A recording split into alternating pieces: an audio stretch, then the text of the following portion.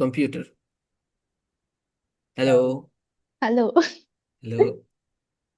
একটা অ্যানিমে আছে না হাই। যেখানে হারো এভরিওয়ান কি জানি বলে? Hello, everyone. How are you?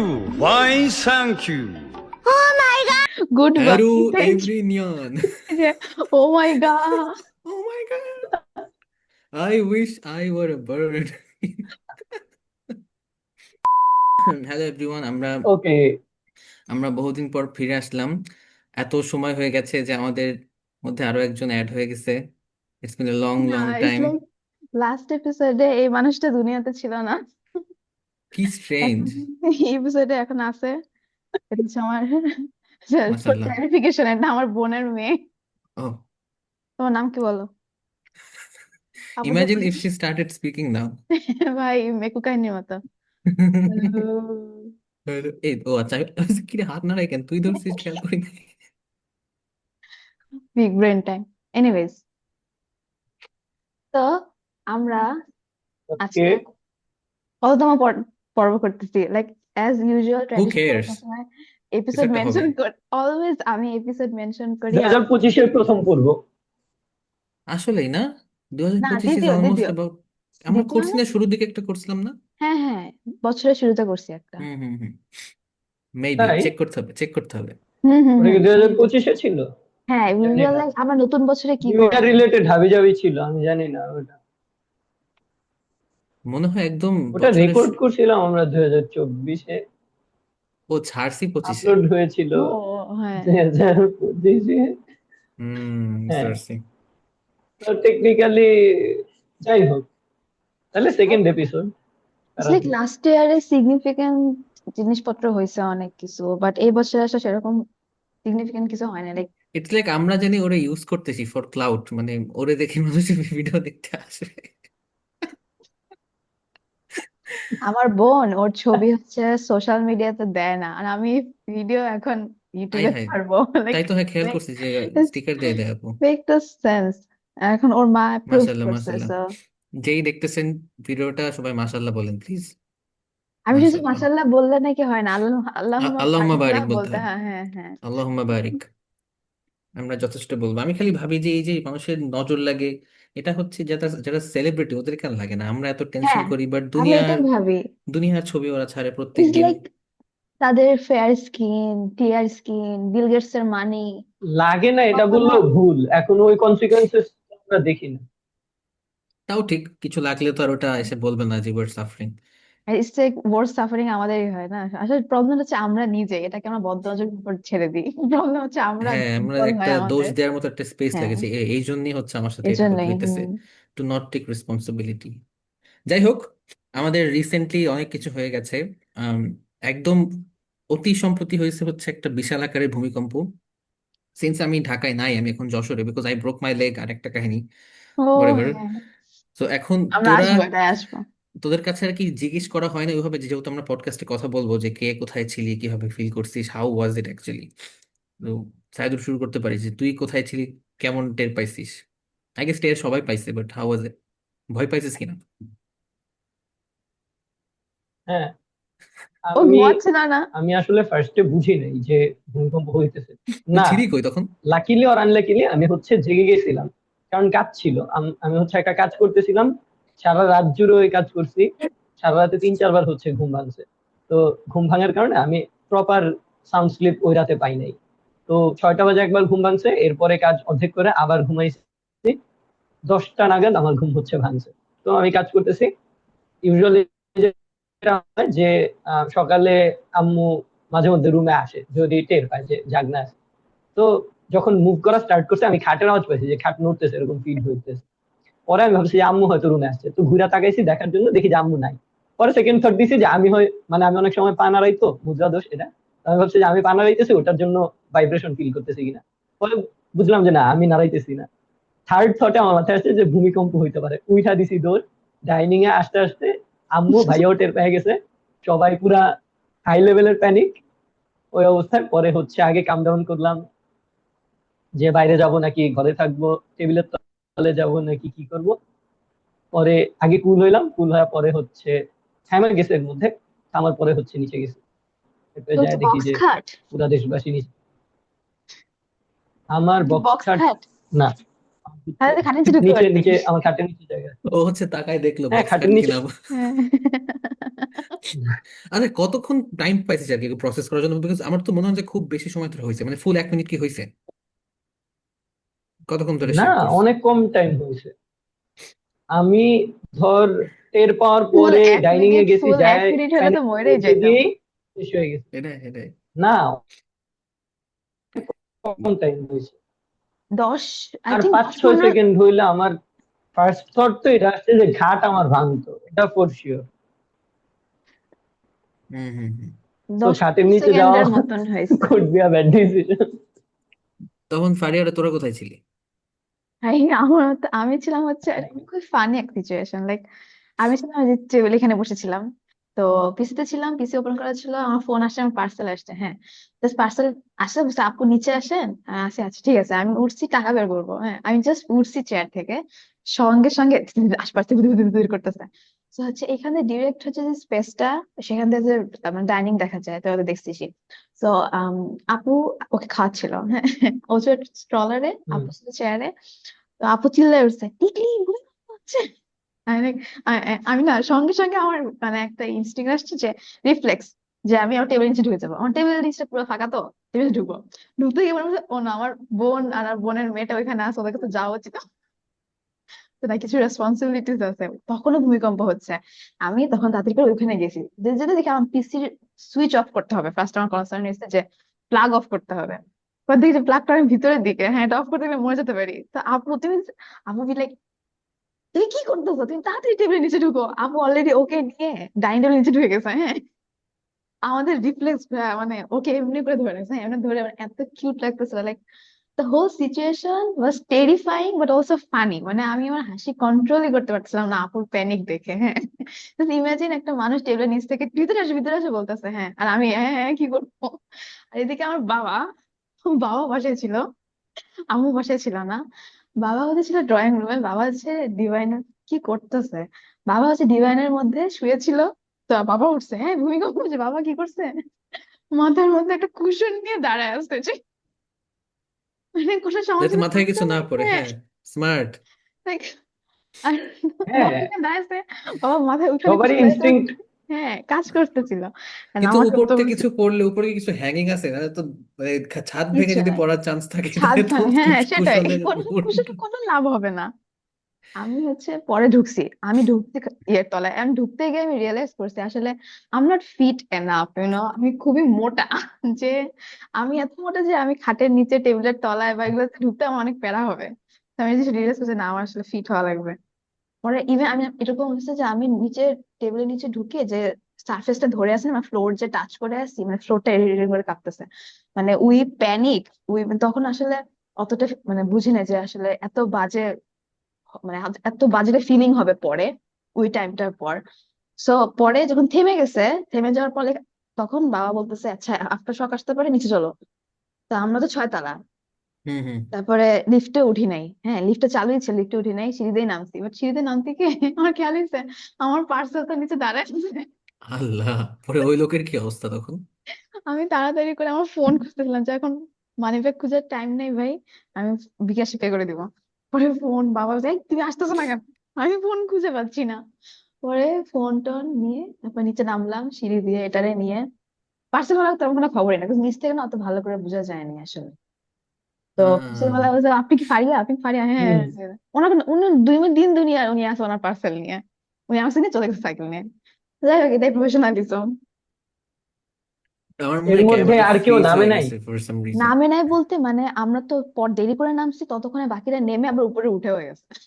মানে আমি যা শুনতেছি, মানে আমার না পরে, মানে সেদিন না, তো পার্সেল ওয়ালা দেখে না এর মধ্যে যে মানুষ হই হুল্লোড় করে নামতেছে? পার্সেলে বুঝছে যে ভূমিকম্প হয়েছে, বাট অনেক অতটা বদার করে না এই জিনিসটা। ড্যাম কেয়ার আর কি। হ্যাঁ, আমরা আসলে 6 তলা হওয়াতে বোধহয় একটু বেশি লাইক ভয় টয় পাইছি, লাইক বেশি আমার মানে আমার বেশি না প্যারা লাগছে হচ্ছে গত হুম। গত পরশুদিন রাতে।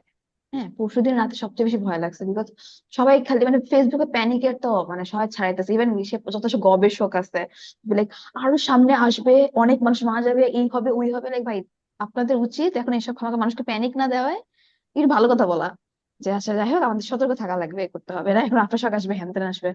ভাই ভয়ের ঠেলায় আমার পিটিএসডি হয়ে গেছে। লাইক আমি রাতে বসে আছি রুমের মধ্যে, আমার ভয় লাগছে যে যেমন আমার খালি ওই টাইমটার কথা মনে হচ্ছিল যে যে টাইমে ভূমিকম্প শুরু হয়েছে আশপাশে লাইক বুক সেলফ গুলার কাঁচ নড়তেছে, তারপরে টেবিল নড়তেছে, গ্লাস পড়তেছে, লাইক এই টাইপের সাউন্ড গুলা, ওই জিনিসগুলো বারবার খালি ফ্ল্যাশব্যাক আসতেছিল। তখন বুঝছি আসলে পিটিএসডি মানে কি। লাইক আমার তো খুব ছোট একটা জিনিস এরকম একটা ভয় হচ্ছে, বাট যাদের আসলে পিটিএসডি হয় তাদের কি বাজে অবস্থার ভিতর দিয়ে যায় আসলে। তো এখন হচ্ছে এরপর তো কিছু হয় নাই, এরপর তো 2টার মতো বোধহয় হইলো, তারপরে এখন তো আর হয় নাই, তাই ভয়টা কমে গেছে অনেক। বাট ঠিক নাই, আল্লাহ ভরসা। আমি আমি যশোরে বসেও টের পাইছি ফাইনালি, বিকজ আমি হচ্ছে তখন আমি ধর আধা ঘুমের মধ্যে আছি, বুঝছিস। দেন সাডেনলি রিয়েলাইজ করলাম যে তোমার খাট কাঁপতেছে, মানে আমাদের, আমি ছিলাম আমার দাদির রুমে, আর ওখানে হচ্ছে কিছু কিছু বেড থাকে না যাতে মশারির জন্য স্ট্যান্ড লাগানো থাকে কাঠের চারপাশ দিয়ে, হুম বুঝছিস হুম কোনগুলা? হ্যাঁ হ্যাঁ, বুঝছি বুঝছি। হ্যাঁ হ্যাঁ, বক্সের মতন।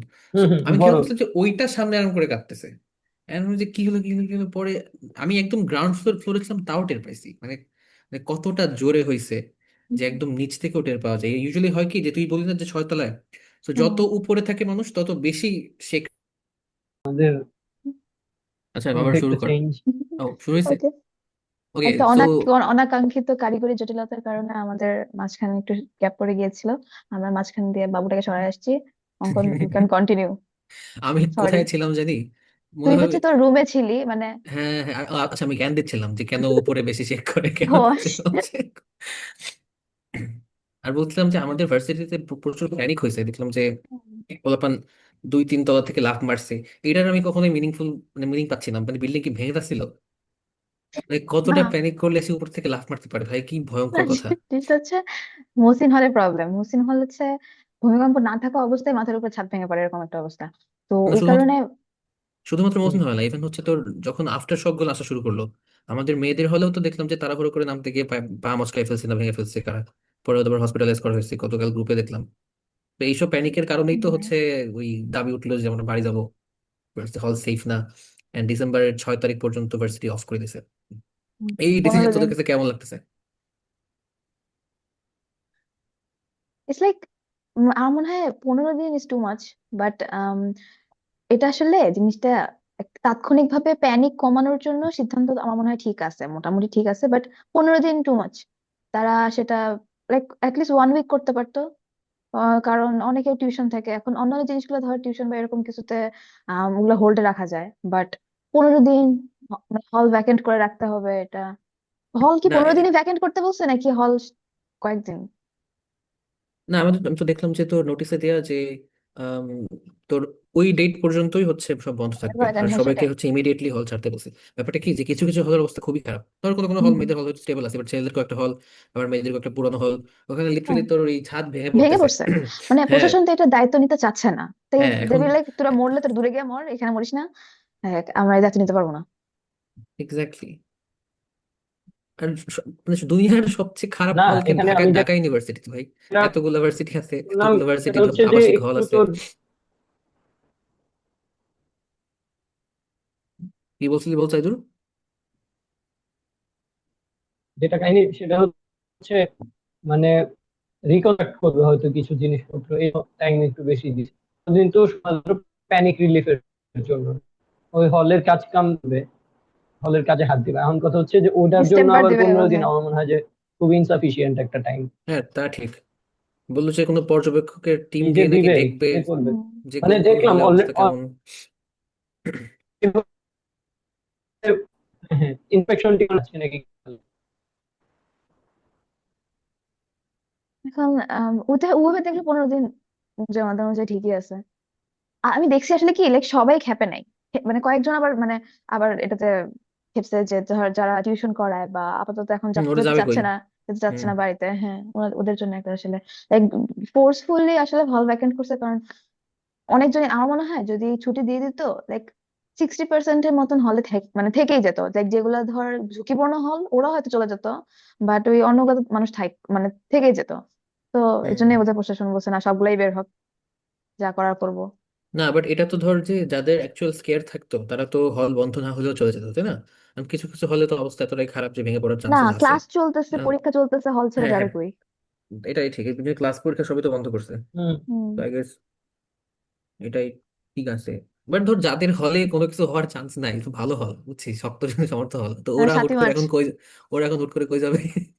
বাসা যাওয়া বাসা লাগবে যাবে, বাধ্য হয়ে। বাসা যাবে, বাসা যাবে, কি করবে? বাট কিছু মানুষ তো অলওয়েজ হলে থাকে, ঈদেও ছুটি বাসায় তো যায় না। বাসায় যাওয়ার জন্যই দিছে। হুম। হুম। তাও ঠিক, শীতকালীন অবকাশ। বাট এর তাহলে মধ্যে না বোধহয় সব শীতের ছুটি বাদ আর দিবে না। হতে পারে, কারণ ওই যে ম্যাচ করতে হবে তো, কারণ শীতের ছুটি মানে অনেকের এক্সাম পিছাই গেছে, ওই স্কেডিউল সময় দিয়ে পিছাই দিবে। গেছে। আবার আরেকটা হুম। ইয়ে দেখছি, আরেকটা ইয়ে দেখলাম ধরতেছে যে পোলাপান যে ইয়ে দখল করছে, কি বলে, আরে এই টাওয়ারের কর্মচারী নাম কি, কোয়ার্টার, টাওয়ারের কর্মচারী নাম কোয়ার্টার স্বাধীনতা যে। টাওয়ার যে, হ্যাঁ হ্যাঁ, কর্মচারী কোয়ার্টার স্বাধীনতা টাওয়ার যেটা হচ্ছে দখল দিল, তো ওটা থেকে পোলাপানের বের করার জন্য হতে পারে যে এটা একটা মুভ, না, এটা এটাও হতে পারে, আমার মনে হচ্ছে যে এটা একেবারে ফেলে জাস্টিফাইড। দেওয়ার মতো না। এটা টোটালি জাস্টিফাইড যে আপনার ভার্সিটির এরিয়ার মধ্যে আপনি বড় বড় বিল্ডিং বানাবেন, স্টেবল বিল্ডিং বানাবেন, যেখানে অলরেডি পোলাপানের হলের অবস্থা এতটা খারাপ, সেখানে আপনি অফিসারদের জন্য বিল্ডিং বানাবেন। পোলাপানের তো বহু দিনের ক্ষোভ যে ওই বিল্ডিং গুলো আমাদের লাগবে ওইখানে। মানে হলের মতন ব্যবস্থা থাকুক না থাকুক আমি ওখানে উঠবো। একটা নতুন বিল্ডিং, হুম। আধুনিক বিল্ডিং। আমার এখানে ঝামেলা হয়েছে কি, যে যখন ওই হল উঠে গেছে তখন আবার জো হল কারা জানি উঠছে, এই মহসিন হল নাকি, মেবি, নাকি নট, মহসিন হল। প্রবাবলি। পরে আবার জো হল হ্যাঁ বলতেছে হ্যাঁ। যে আমাদের হলের সবচেয়ে কাছে ওই বিল্ডিং, আমরা না উঠলাম না, ওরা উঠে গেলে কি হবে, ওদের নামতে হবে, আমরা উঠবো। মানে এই একটা গ্যাঞ্জাম লাগছে নিজের মধ্যে যে কাদের হল থেকে কাছে, কারা উঠবে। আবার আমাদের আমাদের হলের গ্রুপে দেখি যে আবার সিনিয়ররা ধমকাচ্ছে যে তোমরা তো কি এমন উদ্ধার করলে, হ্যাঁ যে ওরা তো উঠে নিয়েই নিল, এখন এখন কথা বলে লাভ আছে? মানে নিজে মানে বিশাল গ্যাঞ্জাম যে ওই কর্মচারীদের হল কারা দখল, কর্মচারীদের বিল্ডিং ইজ কারা লাইক দখল করবে। দখল করাটা বেশি ইম্পর্ট্যান্ট নাকি হচ্ছে আহ ভূমিকম্প থেকে বাঁচাটা বেশি ইম্পর্ট্যান্ট, সেটা হচ্ছে এখন প্রায়োরিটি এটা হচ্ছে এখন, দখল করা। না এটা এখন হয়ে গেছে যে কার কোন হলের হেডম হ্যাঁ, কেমন, যে কে আগে সেটাই। গিয়ে দখল করতে পারে, কার গায়ে জোর কত। মানে কিছু একটা হইলেই মানে মানুষ কিভাবে যে মানে দ্বিখণ্ডিত হয়ে যায়। আবার অনলাইনে হয়েছে কালচার ওয়ার, যে মানে ভূমিকম্পের রেসপন্স মানুষের এক এক রকমের, এক একজন এক এক রকম। মানে কেউ ফানি ভাবে রেসপন্ড করতেছে, কেন মানুষ হাসি ঠাট্টা করতেছে, এত হ্যাঁ। মানুষ মারা গেছে এটা নিয়ে একদম খুবই সিরিয়াস, যে this not a matter of joke. তারপরে হচ্ছে মানে কি আউল ফাউল মিম যে দেখছি আমি এই কয়টা দিন ধরে, মানে মানুষ মনে হচ্ছে যে মানে এতটা রসিক মানুষ, সবকিছুই মানে হিউমার দিয়ে কোপ করতেছে।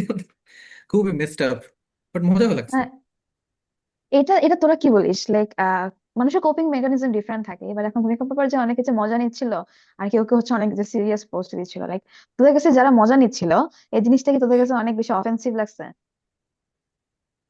আমার কথা হচ্ছে যে কেউ যদি মজা নিছে, সে তো ধর যারা আহত হয়েছে কিংবা যারা প্যানিক করছে, যারা ভয় পেয়েছে তাদের নিয়ে মজা নিচ্ছে না, নিচ্ছে দ্য হোল সিচুয়েশনটা নিয়ে। সিচুয়েশনটা নিয়ে। তো এখন তোর মানুষ তো 9/11 নিয়েও মজা করে, কত কিছু নিয়ে মজা করে।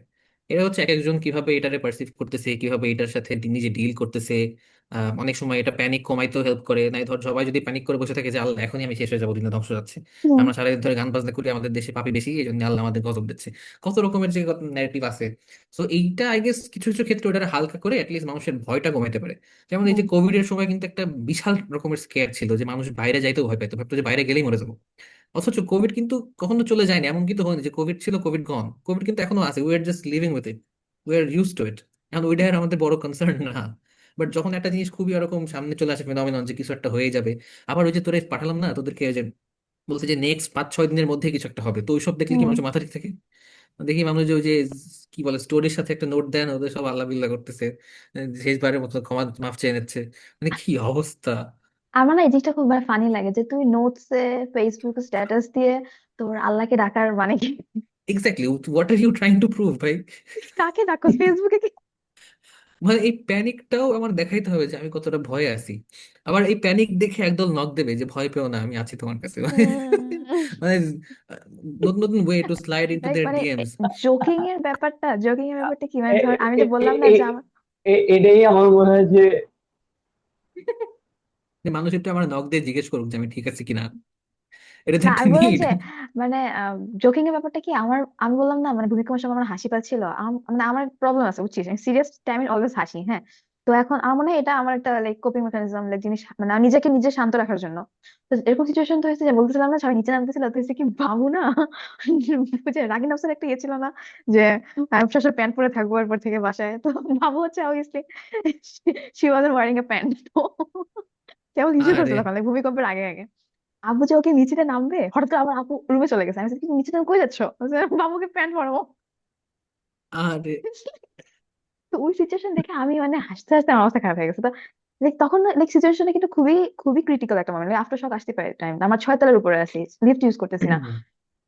ওই সময় আমি আপু মানে ভিচির সিচুয়েশন থেকে হেসে দিছি। হ্যাঁ, এখন আমি কি আপুকে ধমকাবো, আরো প্যানিক করবো, তুমি কি করছো মানে? এটা তো অবভিয়াসলি করতেছি লাইক এমনি। আসলে অনেক মানুষের এক এক টাইপের এক এক ভাবে কোপ করে। এখন যদি জিনিসটা এরকম হয় যে খুব বাজে ভাবে কেউ মারা গেছে বা কেউ হচ্ছে মারা যাওয়ার পর সেটা নিয়ে মজা নিতেছে, তখন হয়তো তখন সেটাকে অবশ্যই অফেন্সিভ হিসেবে ধরা উচিত, ওটার না, এটা নিয়ে ভাই ক্রিটিসিজম করা তখন উচিত। তো ওইটা হ্যাঁ, আসলে হিউম্যানিটির হ্যাঁ, বিয়ন্ড চলে যায়, কারণ আসলেই সেটাই। মানুষ মারা গেছে। মানে অবভিয়াসলি একটা তো কাহিনী দেখলাম সিম্প্যাথি না, এমপ্যাথি ওই থাকা যে লাগবে। একটা কাহিনী দেখছি যে ওই যে ছেলে আর মা গেছে হচ্ছে এসে পুরান হ্যাঁ, ঢাকার হ্যাঁ। দিকে মাংস কিনতে, পরে একসাথে গেছে, মাটা হয়তো বেঁচে গেছে, ছেলে হচ্ছে মারা গেছে। মানে ইমাজিন করা যায় না যে সকালবেলা সব ঠিক ছিল, এমন না যে কেউ মানে মানে এটা যে একটা ন্যাচারাল হুম, ডিজাস্টার আসবে, এসে মানুষ মারা যাবে, এতগুলো মানুষ হুম, প্রায় মনে হয় 11 জন, ঢাকা নরসিংদী সবকিছু মিলায়। তো এটাই তো খুবই স্ট্রেঞ্জ যে ঢাকা শহরে কেউ ন্যাচারাল ডিজাস্টারে মারা গেছে, তো হুম। কখনোই হয় নাই। সেটাই, আমার সাহায্য ন্যাচারাল ডিজাস্টার আসলে অবভিয়াসলি উপকূলে থাকে, কোস্টাল এরিয়াতে থাকে। আমরা মানে ঢাকার মানুষ হুম তো কখনোই ওটা নিয়ে প্যারা খায় না। বাট এখন হুম এখন হুম বুঝলে হুম ন্যাচারাল ডিজাস্টার একমাত্র মানে ঢাকার মানুষ কোনটা নিয়ে সবচেয়ে প্যারা, সেটা আগুন। হ্যাঁ, আমরা হুম হুম অলওয়েজ হুম আগুনের সাফারিং দেখছি। বাট কোনো ন্যাচারাল ডিজাস্টারে কখনো এ পর্যন্ত আসলে ইয়ে দেখি না। Like, আমিও ইয়েটা দেখছিলাম, ওই ফুটেজটা যে রেলিং ভেঙে যে পড়ে গেছে, লাইক আগুন স্পট আর ডেড যে হইলো ভূমিকম্পতেই বেশি। একজনের। সাদুর কি বললি? বললাম আগুন আর ভূমিকম্পতেই বেশি রিস্ক হুম, এখন আবার যখন দুটো মিক্স হয়ে ঢাকা যায় তখন তো আরো জন্য। বড় রিস্ক। ওই যে বাকি কি যে যে বললো না ডিজাস্টার যে গুলো হয় ঢাকা শহরের বাংলাদেশে হ্যাঁ, ওগুলা গ্যাসের। ঢাকা শহরের গ্যাস মার্টেন থেকে গ্যাসের লাইন আছে এখন। আমার কাছে হচ্ছে কি ওই ভিডিওটাতেই মানুষ কমেন্টে ফ্যাক্ট চেক করছে যে আপনি তো ফাউল কথা বলেন, কারণ একমাত্র ঢাকা শহরে নাকি মার্টেন নিচে গ্যাস আছে, আর নাকি কোথাও নাই। পরে লোকজন বলছে যে আপনি এত প্যানিক ছড়ান কেন, আসলে কত কত জায়গাতে আছে, এটা আমেরিকাতেও আছে যে মার্টেন নিচ দিয়ে গ্যাসের লাইন গেছে। এখন ঢাকা শহর রিস্কে আছে, সবাই বুঝে ভাই। ওইটাই, মানুষ অলওয়েজই এখন বলতো যে এখন একটা ওইটাই ভূমিকম্প বলছে। হইলে। এখন ধর তুই যদি ফেসবুকে সবাই প্যানিক খায়, সবাই যদি এখন মানে এখন মানুষ তো হুম, সবসময় ফেসবুকে থাকে, এন্ড মানুষের অনুভূতি বা সিচুয়েশনকে কেমনে সে হ্যান্ডেল করতেছে এটা অনেকটুকু ফেসবুক বা সোশ্যাল মিডিয়া সেটা ঠিক করে দেয়। তো তোর পুরোপুরি। অ্যালগোরিদম আবার ঠিক করে আবার দেয়। একটা ব্যাপার ব্যাপার কি যে অ্যালগোরিদম, মানে অ্যালগোরিদম যেমন যে তুই যদি একটা ভূমিকম্প নিউজ দেখিস, ধর তুই পুরো পোস্টটা হুম, পড়লি, তুই একটা ওইগুলোই ভিডিও থাকবে। দেখলি, তোর আরো দেখাবি যে বুঝছে যে তোর এটাতে ইন্টারেস্টিং ইভেন বা তুই ইন্ট্রিগড আমার, হইছিস। হ্যাঁ, ইভেন আমার পরপর রিয়াক্ট আসতে দেওয়া থাকে। লাগবে না, রিয়াক্ট দেওয়া লাগবে না, হোল টুকুটা টাইম দিয়ে পড়লেই দেখা দেখা যাবে যে একটার পর একটা আসতে আসতে লাইক হুম তাকে হুম আমি হুম ফলো করি না, কিছু করি না, সেটা পাবলিক ফিগার বা পাবলিক একটা পেজ ওখান থেকে চলে আসছে। এখন ধর তুই আর আমার ব্যাপার, তোর হচ্ছে হুম। ডিঅ্যাক্টিভেট ছিল, তুই এরকম প্যারা খাচ্ছিস না। আমি এদিকে আমি কখনো কোনো কিছু না প্যানিক খাই না, সেখানে ভূমিকম্প না মানে আই থিঙ্ক আমি মানে না লাইফে আমি লাস্ট টাইম প্যানিক খাইছি হচ্ছে ইয়ার চেঞ্জ এক্সামের সময় কলেজে থাকতে, লাইক এরকম হ্যাঁ মানে হ্যাঁ। ফেল করার ভয়ে প্যানিক খাইছিলাম যে আমি সেকেন্ড ইয়ার উঠতে পারবো না। এছাড়া আমি আজ কখনো ভাই এত আজ বাজেভাবে প্যানিক খাই নাই। তুই এই আমি বোঝ মানে তখন কি ডিঅ্যাক্টিভেট পরিমাণ প্যানিক। করছিলাম না, আমি ওই কাহিনী হওয়ার পরে আমি দেখি যে পরের দিনটা দেখি যে কি হইতেছে এটা অনলাইনে মানুষজন। আমি হুম, তখন করছি because it was getting too much. সেটা আমার কথা লাইক হচ্ছে যে আমি তো কোনোভাবে I am not helping the situation, আমি আরো এফেক্টেড হচ্ছি। এটাই তো মানে আমার প্যানিক খাওয়ার এটাই কারণ, কারণ এখানে আমার আমার নিজের হ্যান্ডেল করার কিছু নাই, কিছু আমি নেই। কোনোভাবে এটাকে প্রিভেন্ট করতে পারবো না। আমি 6 তলার উপরে আছি, একমাত্র একটা আমি যদি এখন মাঠে গিয়ে ঘুমাই রাতের বেলা তাহলে এটা আমি সেফ থাকতে পারবো, তো এটা সম্ভব না। এ তাও তো সেফ না, দেখছি নরসিংদীতে মাটি ভাগ হয়ে গেছে। ভাগ আচ্ছা হয়ে তোরা, গেছে। হ্যাঁ হ্যাঁ আল্লাহ। আমি ওটাই হুম। ভাবতেছি। আমি আমি ওদেরকে just ফাঁকি মাটি কিছু ভাগ হবে হয়ে না যায়। ফারিয়া।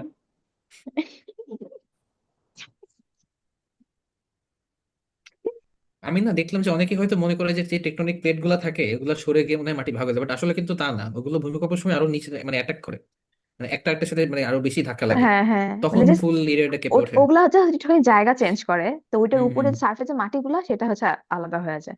ইভেন আমি হচ্ছে, আর এটা নিয়ে অনেকক্ষণ ধরে কথা বলছি, একটু মুভ অন করা দরকার, বাট একটা ভিডিও দেখছি বুঝছিস যে না 8 স্কেলে ভূমিকম্প কেমন হয়। তো এটা হচ্ছে মনে হয় তোর নেপালের না কোন জায়গায় জানি ভিডিও, মানে তোর ওই যে সিসিটিভি ফুটেজ বুঝছিস, একটা রাস্তার দেখাচ্ছে যে রোডে গাড়ি ঘোড়া যাচ্ছে, হুট করে যখন হয়েছে তখন মানুষজন থেমে গেছে, এন্ড দেখা হুম, যাচ্ছে কি যে ডিস্টেন্স অনেক দূরে, ধর যে একটা রাস্তা চলে গেছে, কোথাও গিয়ে রাস্তাটা মিলছে, ওই দূরে হচ্ছে বড় বড় বিল্ডিং আছে, মানে স্কাই স্ক্রেপারের মতো বড় বড় বিল্ডিং। তো দেখা যাচ্ছে কি ওই ফুল এরিয়াটা ধরে এদিক ওদিক কাঁপতেছে, মানে ওই জায়গার মাটিটাই সরে গেছে, হুম। ওই জায়গাটা ধরে একই ফ্রেমের মধ্যে আমি দেখতেছি যে একটা যেটা স্টিল স্টিল থাকার কথা মনে হচ্ছে পানির উপর সরে গেছে, ভাসতেছে। ওটা মানে সরে এত গেছে। ভয়ঙ্কর লাগে দেখতে যে হ্যাঁ। মানে কল্পনা করার মতন না। আর এখন আমার মানে এই সমস্যা হচ্ছে কিছু হইলেই আমি খালি ফ্যানের দিকে তাকাই, কোনো একটা যা সাউন্ড ধরতেছে হইলে কিনা। ফ্যানের ফ্যানের দিকে তাকাই, কিছু একটা ফিল করলে ফ্যানের দিকে তাকাই। আচ্ছা, সাউন্ড থেকে মনে পড়লো, তোরা তোরা এর আগে কি ভূমিকম্প টের পাইছিস? হুম, বা এর আগে কখনো এমন হয়েছে কি যে সাউন্ড অনেক বেশি? আমার এবার মনে হলো যে সাউন্ড হয়েছে প্রচুর, এবং ফেসবুকেও দেখলাম যে সাউন্ডটা মানে খুবই অ্যাবনর্মাল আছে। এখন এটা কি তোর মানে মাত্রা বেশি ছিল দেখা সাউন্ড লাগছে নাকি কি আমি জানি না। আমাদের এত এর কাছে আগেও হয়েছে আমি বলে। টের পাইছি, বাট তখন সাউন্ড এত অদর্শন ছিল না। এবার আমি সাউন্ড লাগবে আমি প্রচুর। সাউন্ড বলতে আমি হচ্ছে আপুর চিৎকার ঠেলায় আমি আর ভাসে ভাসে সাউন্ড পাই নাই, আমি খালি আমাদের বুক শেলফের কাঁচ নড়ার সাউন্ডটা পাইছি এছাড়া। আর হচ্ছে আমাদের হোল বিল্ডিং এ লাইক সবাই ধাম ধুম দরজা লাগাচ্ছে, দরজায় হ্যাঁ হ্যাঁ কি হইতেছে কি হইতেছে, এই দ্যাটস ইট। এছাড়া এমনি কোনো প্রাকৃতিক শব্দ শুনি নাই। না, ভূমিকম্পের সাউন্ডটা তো আসলে যখন মাটি কাঁপে তখন মাটি সব উপরে যা সবই তো কাঁপে, ওইগুলারই মনে হয় তোর ওগুলো সব ইয়া একসাথে হয়। সাউন্ড, হ্যাঁ। কারণ সাউন্ডটা তো তখন অ্যাম্পলিফাই হয়ে যায়, কারণ এত হুম। এরিয়া জুড়ে সবকিছু একসাথে হচ্ছে, শেক করতেছে। ভয়ঙ্কর ভাই। কি আচ্ছা, আমরা স্ক্যারি এখান থেকে একটা আমরা এখান ক্যালামিটি। থেকে আমরা মুভ অন করি মুভ অন। ইনশাল্লাহ। Will will get over this soon. আর হয়তো স্কেয়ার থাকবে না, আর আমাদের এপিসেন্টারটাও আমাদের এত কাছে থাকবে না। This was really scary. এরপরে হচ্ছে আমরা ভাবছিলাম যে আমরা জব, ক্যারিয়ার, আনএমপ্লয়মেন্ট এসব নিয়ে কথা বলবো, বাট তুই এটা যে নিয়ে কথা ওয়ার্ড কেন বললি? যে ওয়ার্ড নো, আর ইউ ওয়ার্ড আমরা উচ্চারণ করি না। এই জন্য এটা নিয়ে we don't want to talk about it. আমরা অপেক্ষা করছি যে ইলেকশনটা হবে, তারপরে তারপর আমাদের আমরা জবের হয়তো কোনো অভাব হবে না। তারপরে হয়তো এই যে আজকে একটা পলিসি দেখলাম, তারেক রহমান, পলিসি নাই, তারেক রহমান একটা পোস্ট দিছে। স্ট্যাটাস দিছে আসে। হ্যাঁ, একটা একটু আগে দিছে স্টেটাস, তো ওটা আমি বসে বসে হুম। পড়তেছিলাম, পরে একটু কনফিউজিং লাগলো, পরে চ্যাট জিপিটি দিয়ে জিজ্ঞেস করলাম যে আমার একটু বুঝাও তো, যে আমি আসলে ঠিক বুঝেছি কিনা। বেসিকলি দেখলাম যে বিএনপি হচ্ছে তোর এই পলিসি গুলা নিয়ে খুবই মানে কাজ করা ট্রাই করতেছে, যদিও মানুষ বুঝে না যে আসলে কি কাজ হবে। বাট লিস্ট আমরা দেখতেছি যে না, এরা ওই ইকোনমিটা যে বেটার হইতে হবে ওই বিষয়টা জোর দিচ্ছে। একটা পার্টি তার কত রকমের দিক থাকে, আবার কত রকমের ঝামেলা থাকে। মানে মানুষ যখন চুজ করবে তখন তো সে এগুলো দেখবে না যে সে তার পলিসি কি, কিংবা সে কি কি কি চেঞ্জ আনবে। মানুষ দেখবে যে কার প্রভাব কত বেশি, কে হচ্ছে তার কাছে আসছে, কে তার সাথে কথা বলছে, কারে তার ভাল লাগে, কে চাঁদাবাজি করে না করে। এইটাই। আচ্ছা, আগে সেটা নিয়ে পরে কথা বলা যাবে। আমরা সাইদুরের ইয়াটা নিয়ে কথা বলি, যে ওর একটা এক্সপিরিয়েন্স হলো, প্রফেশনাল লাইফের একটা শুরু হলো অ্যাজ এ রিসার্চার। কেমন ছিল এটা? আমি কি উইয়ার্ড ভাবে ডিফাইন করছি? আহ তুই বলতে পারিস যে হোয়াট ইট ওয়াজ। তাইদের আই থিঙ্ক না, ওর পিছনের আচ্ছা ব্যাকগ্রাউন্ড একটা ব্লার সরাই দিলে বোধহয় ওর নেটটা কম ডিস্টার্ব করবে। ওইখানে বোধহয় হ্যাঁ, ওর হ্যাঁ। ব্যান্ডটা বেশি লাগতেছে। ওয়েট ওয়েট ওয়েট তো রুমটা দেখা দোস্ত, রুমটা নিঃসংকোচে দেখা, কোনো সমস্যা নেই। উই কোন জাজ। এবার কি ঠিক আছে? কিছু না না, থাকলে, হ্যাঁ কিছু না আরে থাকলে রুম ইন্টারনেট নিঃসংকোচে, রুম হুট আমার করে রোম হয়ে গেছিল।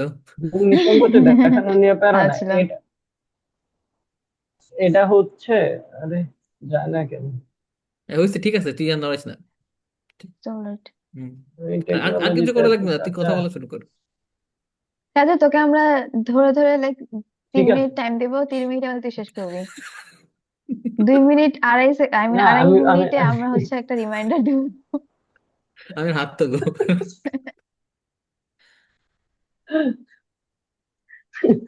বেশি কাহিনী করলে চোখ বন্ধ করে কথা বলা স্টার্ট করবো।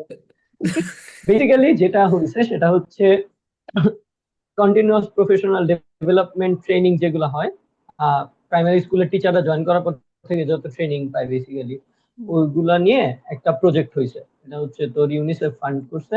আর এটা করতেছে বেসিক্যালি আইএসবি নামের একটা অর্গানাইজেশন। ওইখানের কনসালটেন্ট হিসেবে আমাদের আইআর এর টিচাররা ছিল, যার কারণে ওনারা হচ্ছে যখন এই প্রজেক্টটা নিয়ে আসছে, ওনারা চিন্তা করছে যে আচ্ছা আমাদের বাচ্চা কাচ্চা যারা আছে বেকার, ওদেরকে আমরা একটু কাজে লাগাই।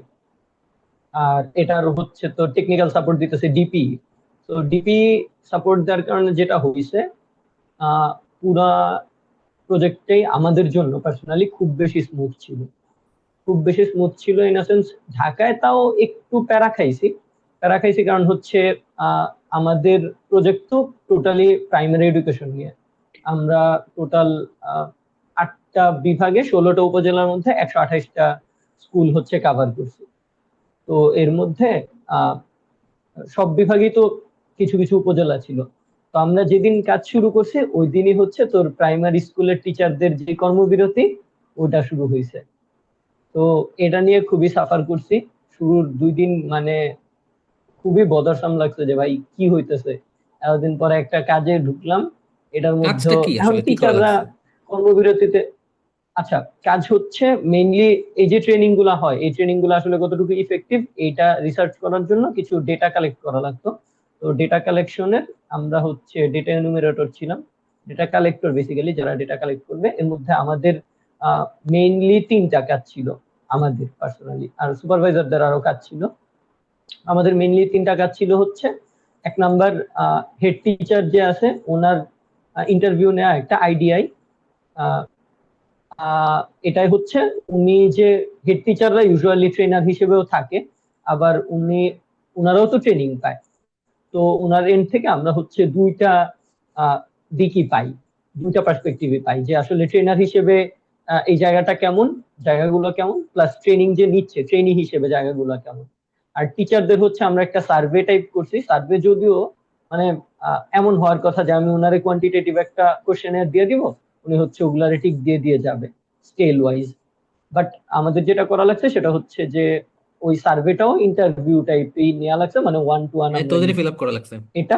আর হচ্ছে আমাদেরই, হ্যাঁ আমাদেরই ফিল আপ করা লাগছে। আমরা ওনাদের কোশ্চেন করছি, ওনারা বলছে যে রেটিং স্কেলে এত দিবেন, আমরা অত দিয়ে দিছি আর কি। ডিরেক্টলি ইনপুট করছি যদিও বুঝছেন? অনলাইন কোবোতে একটা অ্যাপ আর কি। আর হচ্ছে একটা ক্লাস অবজার্ভ করা লাগছে, যে টিচাররা যে ট্রেনিং গুলো পাইলো, এই ট্রেনিং গুলো আসলে তারা ক্লাস রুম লেভেলে কতটুকু ইমপ্লিমেন্ট করতে পারে। তো এখানে টেকনিক্যালি মেইন স্টেক হোল্ডার বলতে পারো যে প্রাইমারি স্কুলের টিচারদেরই। তো ওই জায়গার মধ্যে প্রাইমারি স্কুলের টিচাররা কর্মবিরতিতে আছে, তো খুবই আর কি প্যারা হয়ে গেছিল শুরুতে। বাট পরে যায় যখন কর্মবিরতি শেষ হয়েছে, এই গ্যাঞ্জাম গুলা গেছে, তখন আসলে পুরা ব্যাপারটা খুবই স্মুথ ছিল। কারণ হচ্ছে ধর উপজেলা অফিস থেকে লেটার দিয়ে দিছে হেড টিচারদের। তো আমরা যখন গেছি ওনারা অলরেডি জানে যে আমাদের কাজবাজ কি। তারপর আমরা যাই ওখানে কথাবার্তা বলছি। কমিউনিকেশন কমিউনিকেশন খুবই ইম্পর্টেন্ট। যদিও এটা আমার জব রেসপন্সিবিলিটিতে ছিল না, বাট কমিউনিকেশন স্কিল আমার মনে হয় যে এই 2 সপ্তাহে এই জায়গা থেকে এই জায়গায় চলে গেছে পুরা। কারণ আমার হচ্ছে একেবারে প্রফেশনাল জায়গা থেকে কমিউনিকেট করা লাগছে। তো যদিও একেবারে ফার্স্ট কল আর লাস্ট কল যদি আমি কম্পেয়ার করি, তাইলে তখনের কথা বললাম যে খুব বেশি ডিফারেন্স ছিল। ফার্স্ট কলের টাইমে তো আমি মোটামুটি আনপ্রফেশনালি, জানিও না কি বলা লাগবে, কেমনি কি বলা লাগবে। আমার কথা শুনে হয়তো ভাবছে যে আমি স্টুডেন্টই বা কিছু। কেউ কি গাইড করে নাকি নিজে থেকে ফিগার ওভার আউট দ্য করা লাগে? পিরিয়ড অফ টাইম, হ্যাঁ মানে কেউ গাইড কি? তো করছেই, স্যাররা গাইড করছে। আচ্ছা আচ্ছা। সুপারভাইজার ছিল হিমেল ভাই। হুম। ভাই হচ্ছে আহ খুবই খুবই প্রপারলি গাইড করছে, একেবারে লেম্যান ধইরা গাইড করছে, কোন জায়গায় কোন অসুবিধা হয়েছে ওগুলা দেখা শুই না। তো এই জায়গাও আমার মনে হয় যে খুবই লাকি ছিলাম সুপারভাইজারের জায়গা থেকে। আমার মনে হয় যে প্রজেক্টে কাজ করার সুযোগ আসলে সামনে আরো আসবে, বাট ফার্স্ট টাইম হিসেবে খুবই ভালো একটা এক্সপিরিয়েন্স ছিল। এন্ড যদিও এটারে এখন যদি আমি স্ট্যান্ডার্ড ধরে নিই যে সবসময়, মানে ভাই এটা বলছে যে সবসময় এরকম তুমি হচ্ছে পাবা সুযোগ, বা সবগুলো প্রজেক্ট এত স্মুথ যাবে এরকম ভাবার কিছু নাই। সো আরো বাজে এক্সপিরিয়েন্স হইতে পারে, ওটার জন্য রেডি থাকা লাগবে। বাট আমার মনে হলো যে প্রথমবারের এক্সপিরিয়েন্সটা ভালো হয়, আসলে পুরো ব্যাপারটার একটা পজিটিভ ভাইব আমি পাইছি, পাবো। না, আই আই গেস হোপ ভালো হওয়া সামনে। উচিত, কারণ হচ্ছে যদি তো যারা ডাটা কালেক্ট করবে তারা যদি নাই বুঝে প্রসেসটা, তাহলে তো আসলে রিসার্চারই ক্ষতি হয়, তাই না? সো ওদেরও দায়িত্ব যে আহ, যেন সবকিছু ক্লিয়ার রাখে যে তোরা কি কি করবি। আমরা খুবই হিংসা করছি বাসায় বসে বসে, যারে সেই ঘুরান দিতেছে, ভালোই লাগছে দেখে। যে ওই ডাটা কালেক্ট করতে গেছে নাকি ফুর্তি করতে গেছে? হ্যাঁ, কোনো কাজ লাইক ইজ করতে লাইক দেখিনি, আমাদের কিছু হোল করছে। ইয়ার, মানে আমাদের ব্যাচের লাইক আমাদের ব্যাচের থেকে 60% ব্যাচ হয়ে গেছে। সো লাইক হুম আমাদের হুম। হোল ফিডই হুম, ছিল হচ্ছে এদের, এক একজন এই বান্দরবনে, একজন এইতে, এই রংপুরে একজন, মানে পুরাই সে সবাই ঠাকুরগাঁও পর্যন্ত গেছে, বাবারে বাবা। হ্যাঁ পঞ্চগড়ে গেছে। সো ইটস লাইক সবাই খুব ফান হ্যাঁ করতেছে, সব খুব সব মজা জায়গায় করতেছে। ছিল। হুম হুম। এখন তোদের একটা ইনসাইট বলি, তোরা চিন্তা কর যে তোরা এইটার মধ্যে নাই, তোরা দেখতেছিস একটা যে ওরা এনজয় করতেছে। আমি নিজেই প্রজেক্টে দেখতেছি যে প্রজেক্টের ফলাফল খুব এনজয় আরে করতেছে, ভাই, আমি এনজয় করতেছি না। করতেছি ব্যাপারটা না এত মানে? প্যারা লাগতেছিল মানে ফার্স্ট উইকে। এনজয় করবি না কেন? তোর প্যারা লাগছে ফার্স্ট কেন? উইক ফার্স্ট উইকে আমরা ডেমরায় ছিলাম ভাই। ও আমরা আমাদের যাই নাই তো, যাওয়া আসা আমরা থাকে ও। কিচ্ছু নাই তো। দেখছোস? আমি রাজবাড়ি যাওয়ার পরে পোস্টিং মনে হয় শুরু হয়েছে, ছবি টবি তোলা স্টার্ট করছি। ফার্স্ট উইকে দেখা গেছে ডেমরাই যাইতেছি, এক ঢাকা থেকে খুবই কাছে, যাওয়া আসা খুবই প্যারা। এর মধ্যে আমার টিমে আমি বাদে বাকি 3 জন মেয়ে। তো ওদের সেফলি দিয়ে আসা বা ওদের সাথে সেফলি যাওয়া, ওই জিনিসটা খবর রাখা, সব নিয়ে একটু বেশ ভালোই প্যারা খাইছি। আবার যেহেতু ঢাকায় ছিলাম, আমার দেখা যায় তো যে আইসা আবার টিউশনও করা লাগে। হুম হুম তো হুম। ফার্স্ট উইকে আসলে বেশ ভালোই প্যারা খাইছি, এদিকে দেখতেছি পোলাপান ঘুরতেছে, ফুর্তি করতেছে, বেশ বেশ ফান। আর এদিকে আমরা সাফার করতেছি। সেকেন্ড উইকে যায় একটু, যেহেতু ঢাকার বাইরে গেছি, বেশ ভালো লাগছে, ভালো ছিল। ঢাকা শহরটাই তো আসলে কোনো ফান জিনিসই ফান থাকে না, সোলটা একদম চুষে নেয়। আমার কথা হচ্ছে যে যখন তুই প্রথম গেছিস ডেমরাতে, মানে ঢাকার মধ্যে যেটা, ওইখানে কি দেখছিস যে তোর মানে বাইরে থেকে ডিফারেন্ট সিচুয়েশন, ঢাকার অবস্থা কি উন্নত নাকি একটু লো ডাউনের দিকে, নাকি বাইরে কেমন? বিকজ আমি দেখলাম যে অনেকে এমন এমন পোস্ট করছে যে এমন এমন জায়গায় গেছে প্রত্যন্ত অঞ্চলে যেখানে তেমন কোনো হয়তো এস্টাবলিশমেন্ট ওইভাবে নাই, মানে স্কুলের কোনো স্ত্রীও নাই, কিন্তু দেখি ভালোই এনজয় করতেছে, অনেক ফ্রেশ ফ্রেশ এক্সপিরিয়েন্স। আবার ঢাকাতে সবকিছু থাকা সত্ত্বেও ভালো লাগে না, একটা ব্যাপার আছে। আমি আমি হচ্ছে আমাদের স্কুল চুজিং এর ইয়েটা আমার মনে হয় যে ডিপি থেকে করছে। এন্ড আমি জানি না এটা ওনারা ইন্টেনশনালি করছে কিনা, বাট খুবই ডাইভার্সিফাইড জায়গায় পাইছি। ঢাকার এমন স্কুলও পাইছি যেটা ওই স্কুলের আশেপাশের মানুষজন ঠিক মতো চিনে না। হুম। এন্ড স্কুল হচ্ছে, স্কুলে ঢুকলে তোর মনে হবে যে তুই গ্রামে আসছিস। আবার রাজবাড়ী যায় আমি প্রত্যন্ত অঞ্চলে খুবই সুন্দর স্কুল পাইছি, যে সবকিছু একেবারে ফ্যাসিলিটিস একশো একশো, পোলাপানো আছে, কালার টালার মানে প্রজেক্টর আছে, সব অল গুড। তো আচ্ছা, এগুলো তো আমার সব মনে হয় যে সরকারি প্রাইমারি স্কুল আহ, না? হ্যাঁ, সবগুলা সরকারি প্রাইমারি স্কুল। বাট সবগুলোর ক্ষেত্রে আমি দেখছি যে কিছু কমন প্যাটার্ন ছিল, যে কিছু স্ট্রাকচারালি সেম। আবার ধর তোর কিছু ফ্যাসিলিটিস যেগুলা ধর ওয়াশরুম দেখছে অনেক জায়গায় PDP-4 থেকে ওয়াশরুম দিছে। তো ওই জায়গাগুলো একটু সিমিলার ছিল, মানে অনেকগুলা স্কুলই হচ্ছে তো সিমিলার এই টাইপ ছিল। বেসিক তো যে তোর আসলে ফাইন্ডিংটা, লাইক ওনাদের কি আদৌ প্রফেশনাল এই মানে যে ট্রেনিং গুলো হয় সেগুলাতে কি আদৌ লাভ হয়, বা ওনারা মোটিভেটেড ওইগুলা করতে, বা ওনাদের কি হয় এই কন্টিনিউয়াস প্রফেশনাল ট্রেনিং গুলা? আর তোরা ইভালুয়েট করছিস কেমনে যে ওদের হচ্ছে নাকি হচ্ছে না? আচ্ছা, আমি তো ইভ্যালুয়েট করি নাই। আমি আমার অবজারভেশন যদি শেয়ার করি তাহলে আমার মনে হয়েছে যে ম্যাক্সিমাম টিচারই, আর সেই 70% ওনারা ট্রেনিং নিয়ে খুবই satisfied. Satisfied in a sense, ওনাদের ট্রেনিং রিলেটেড যত প্রশ্ন ছিল ওনারা বলছে যে ট্রেনিং খুবই ভালো হয়, এটা শেখায় ওটা শেখায়, ক্রিয়েটিভ ভাবে শেখায়, সবই ঠিক আছে, কোনো চ্যালেঞ্জেস ফেস করে নাই। এমনও হয়েছে যে ওনারা বলতেছে যে ওনারা থ্রু আউট দা ট্রেনিং কোনো চ্যালেঞ্জেস ফেস করেন, এরকম অনেকজন টিচার বলছে। তো বাহ। ট্রেনিং ভালো, বাট প্রবলেম আসলে হয় হচ্ছে অ্যাপ্লিকেশনের জায়গায়। এখন অ্যাপ্লিকেশনের জায়গায় আসলে যে প্রবলেম গুলো হয়, অনেক কিছু ওনারা আসলে বলবে না। বাট দেখা গেছে যে অনেকের সার্ভে শেষ করে আমি কথাবার্তা আরো বলছি, টিচারদের সাথে কথাবার্তা বলে যেটা বুঝলাম যে আসলে সবচেয়ে মেজর যে সমস্যা সেটা হচ্ছে মোটিভেশনের সমস্যা। একজন টিচার তো ডিরেক্টলি বলছে যে দেখেন, আমি 10 বছর আগে এই স্কুলে জয়েন করে যেই অবস্থায় ছিলাম এখনো আমি এই অবস্থায়। আমার সাথে যে ভূমি অফিসে জয়েন করছে তার প্রমোশন হয়েছে, যে যেই যেই জায়গায় জয়েন করছে, যে ব্যাংকে জয়েন করছে, যে যেইখানে জয়েন করছে সবারই প্রমোশন হয়েছে, আমি বাদে। এখন আপনি আমারে রাখবেন এমন একটা ফ্যাসিলিটি দিয়ে, অথচ আপনি আমার কাছ থেকে চাইবেন যে আমি আহ, একেবারে কোয়ালিটি এডুকেশন দিব।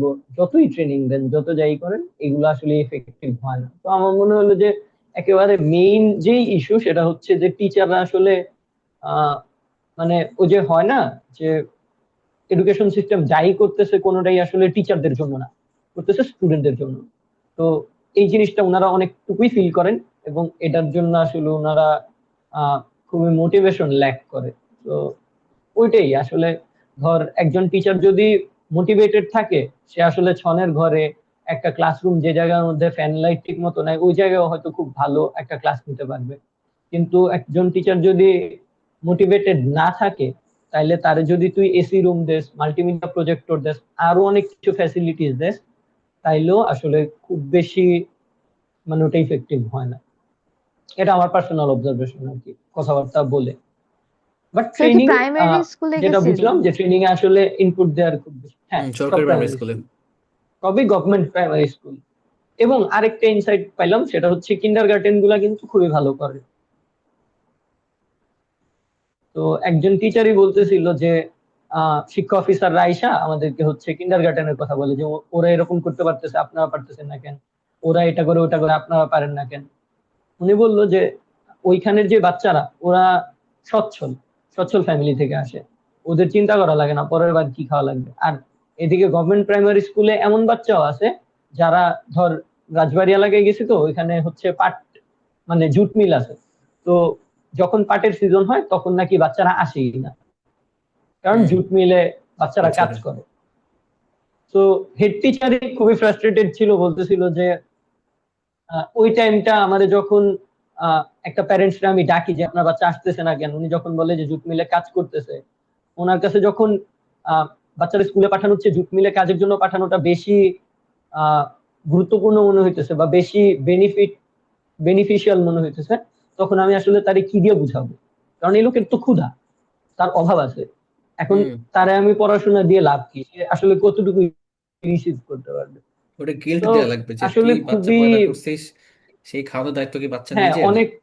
অনেকের কথাবার্তা অনেকের কথাবার্তা শুনেই আসলে খুবই ফ্রাস্ট্রেটিংও লাগছে যে আসলে শুধুমাত্র কিছু জায়গা চেঞ্জ করে এডুকেশন সিস্টেম আসলে রিফর্ম করা পসিবল না। তো আমার মনে হয় যে ব্যুরোক্রেটিক একটা ওয়েতে যদি আগাই, যদি যত অফিস আছে, যত মন্ত্রণালয় আছে, এগুলা এডুকেশন সিস্টেমের সাথে কোঅপারেট করে, তাইলে একটা চেঞ্জ আসতে পারে। এটা না কারণ আসলে, ইকোনমি আসলেই অনেক বড় একটা না, জিনিস। ইস্যুটা আসলে এতটাই ইন্টারকানেক্টেড যে তুই একটা জিনিস ফিক্স করলে কখনোই হুম সম্ভব না, মানে একদম গোড়া থেকেই সবকিছু ফিক্স হওয়া দরকার ছিল। যেমন ধর যে যে হচ্ছে শ্রমিক যে কাজ করতেছে একটা মিলে, তার ওই কাজের যদি সে ন্যায্য মূল্য পাইতো তাহলে কিন্তু তার বাচ্চার কাজ করা লাগতো না। আবার ধর স্কুলে যদি হুম ধর যে তুই সব স্কুল ফ্রি করে দিলি, যে ট্যাক্স বাড়াই দিলি বড় লোকের, ওই টাকা দিয়ে তুই ফান্ড করে হচ্ছে স্কুল ফ্রি করে দিলি। এখন দেখা যাচ্ছে যে স্কুল ফ্রি করার পরেও প্রাইমারি প্রাইমারি স্কুল তো বলতে গেলে ফ্রি, হয়তো খুব বেশি কোনো খরচ তেমন নাই, হুম তাও বাচ্চা আসার মোটিভেশনটা তো ওইভাবে কাজ করে না, কারণ ওই যে অন্য ইস্যু আছে ওগুলো তার স্কুল ফিক্স করতে পারতেছে না। তো সব দিক থেকেই আসলে হুম প্রবলেম গুলো অ্যাড্রেস করা লাগে। একটা জিনিস কি, যে টিচারের মোটিভেশনের কথা যেটা বললি, যে তাদের বেতনের জন্য তারা আসলে মোটিভেশন পায় না, ওটা জিনিস কি, আমরা কিন্তু যারা টিচার হিসেবে জয়েন করে তারা কিন্তু ভালো করে জানে যে তার এখানে মানে হ্যাঁ, তার হ্যাঁ, জেনে শুনেই তো প্রমোশনের আসছে ভাই। সুযোগ নাই, তার প্রমোশনের সুযোগ নাই, তার বেতন কতটুকু, এখানে কিন্তু সে জেনে শুনে আসে। অনেকে আবার অনেক, লাইক ইটস নট অফিসিয়াল, এবং এটা জানি না কয়জন জানে, বাট অনেকে কিন্তু টাকা পয়সা দিয়ে তারপরে চাকরিগুলোতে হুম, ঢুকে। হুম, হুম।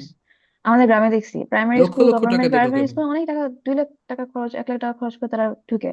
তারা জানে তাদের বেতন কতটুকু, তো তারা সেখানে তো এটা বলার কোনো গ্রাউন্ড থাকে না তখন, তার মোটিভেশনের ল্যাকিংস এর বা এরকম। আর কিন্ডার গার্ডেনে যেটা বললো যে স্টুডেন্ট সচ্ছল হলে কি হয়েছে, কিন্ডার গার্ডেনের সমস্যাটা কি, মানে ওরা কিভাবে কাজটা করে, কিন্ডার গার্ডেনের বেতনও কিন্তু খুব কম টিচারদের। কিন্তু তারা কি করে, টিচারদের চাকরি চলে যাওয়ার একটা ভয় থাকে, যতটুকুই পাক না কেন ওই টিচারের হুম, চাকরি চলে যাওয়ার একটা ভয় আছে। তো সেই ভয়ে হেড টিচার বা অথরিটিস থেকে যেভাবে পড়াতে বলে তারা সেভাবে পড়ায়, সেভাবে তারা কেয়ার করে। হ্যাঁ, বিকজ দে নো যে স্টুডেন্টদের কাছ থেকে একটা অভিযোগ দিতে পারে অথরিটিস এর কাছে, অথরিটিস যখন সুপারভিশন আসবে তখন সেটা দেখলে তার চাকরি নিয়ে টানাটানি শুরু হবে। এখন হুম যেখানে তোমার চাকরির বেতন নাই ঠিক, বাট তোমার চাকরি ফিক্স, তুমি জানো তোমার যাওয়ার কোনো সুযোগ নেই, চাকরি যাবে না কখনো, তখন সেখানে মোটিভেশনের যেই একটা রিজন বললো টিচাররা বলে যে আমরা অনেক কষ্ট করতেছি এটসেট্রা এটসেট্রা, তখন গুলো একটুখানি হইলেও মানে অনেকটা মনে হয় ফোর্সড, তারা আসলে নিজে থেকে চাচ্ছে না মনে হয় যে এখানে যে না পুরোটুকুই দেখুন, যে বেতনের এইটা ব্যাপার। এটা বলো ফেয়ার না, কারণ আসলেই তো বেতন আসলে অনেক খারাপ কম। না, আমি বাট বাট হু এখন নো ধর ওয়ার হি, এ মানে ঢুকছে এ ঢুকছে হচ্ছে একটা স্টেবল, ধর আমার চাকরি মানে হুম জব সেফটি, যে আমার হচ্ছে কোনো প্যারা নেই, এখানে একটা একটা জব আমার আছে, কিছু টাকা হয়তো আমার আসবে, কিন্তু ওই কিছু টাকা দিয়ে তো এখন সংসার চলে না। হুম সমস্যা হচ্ছে ফ্রাস্ট্রেশন কি, থাকবেই। মানে আহ, দিন যাচ্ছে তোর কমোডিটিস এর দাম বাড়তেছে, তোর ইনফ্লেশন হচ্ছে, তো ওই অনুযায়ী তো আর বেতন তখন বাড়ে নাই। তো সমস্যা, এটাও একটা সমস্যা যে যখন যে টাইমে তারা জয়েন করে তখন হয়তো এরকম অবস্থা ছিল না, বাট এখন সেটা আসলে হুম, অনেক বেশি হুম। টাফ হয়ে গেছে। না, এখানে কাহিনী কি, ধর আমি জানি যে এই জায়গায় আমার বেতন কম, কিন্তু আমি তারপরে ওই জায়গায় আসছি। এখন একটা হচ্ছে ওই যে অসীম স্যার বলতো না, বাই চয়েস আর বাই চান্স। তো দেখা যায় যে মোস্টলি আর কোনো জায়গায় যাওয়া দিয়ে থাকেন না। শুনতে খুবই খারাপ শোনায় যে আসলে আর কোথাও সুযোগ না পায় মানুষ হচ্ছে টিচিং জবে আসে প্রাইমারি স্কুলের অবভিয়াসলি, টিচার হ্যাঁ। হিসেবে যায়। কারণ কে জেনে শুনে আসবে একটা হ্যাঁ। জায়গায় যেখানে হচ্ছে তো তোমার প্রফেশন ইয়ে তো নেই। এইটা তো আসলে কেউ আইসা আমার সামনে স্বীকার করবে না যে ভাই আসলে আমরা অযোগ্য। অবশ্যই। এখন আমার কাছ থেকে আপনি কতটুকুই বা এক্সপেক্ট করেন। তোমার যদি এটা একটা ওইরকম কনসার্ন। প্রফেশনাল মানে সেকেন্ড ডেভেলপমেন্টের সুযোগ হচ্ছে যে থাকতো, যে প্রমোশন সুযোগ থাকতো, বেতন ভালো হতো, তখন অবশ্যই ওইরকম গ্রাজুয়েটেড টিচিং ফিল্ডে আসতো যারা লাইক মোর ট্যালেন্টেড, মোর এক্স্যাক্টলি। ক্যাপেবল। হ্যাঁ। তো না, প্রাইমারি কিন্তু বেশ ভালো ডিমান্ড। ক্যাপাবিলিটির অভাবটা তো আছে, ওটা তো ওনারা বলে না। হুম।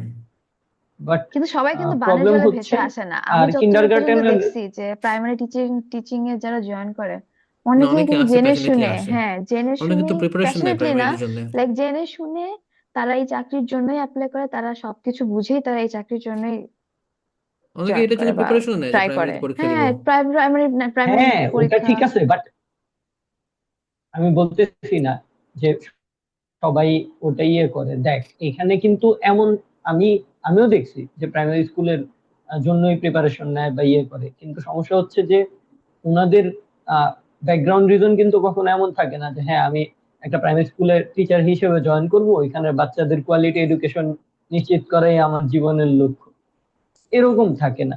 মোস্টলি ওনার কাছে মনে হয় যে এই জবটা আমার জন্য সুইটেবল, হয়তো আমার যাতায়াতে কম প্যারা, বা হয়তো আহ এটা আমি আমার জন্য ইজিলি ইজি। অ্যাক্সেস করতে পারবো, বা হয়তো জব হ্যাঁ, সেফটি বা হয়তো আছে, চাপ first com. Of all job তো সেফটি আছে, দ্যাটস ইট। জব চাকরি যাবে সেফটি, না। জব সেফটি তো অবশ্যই সরকারিতে কেউ যখন যায় তখন তার ফার্স্ট প্রায়োরিটি তো জব সেফটিই থাকে।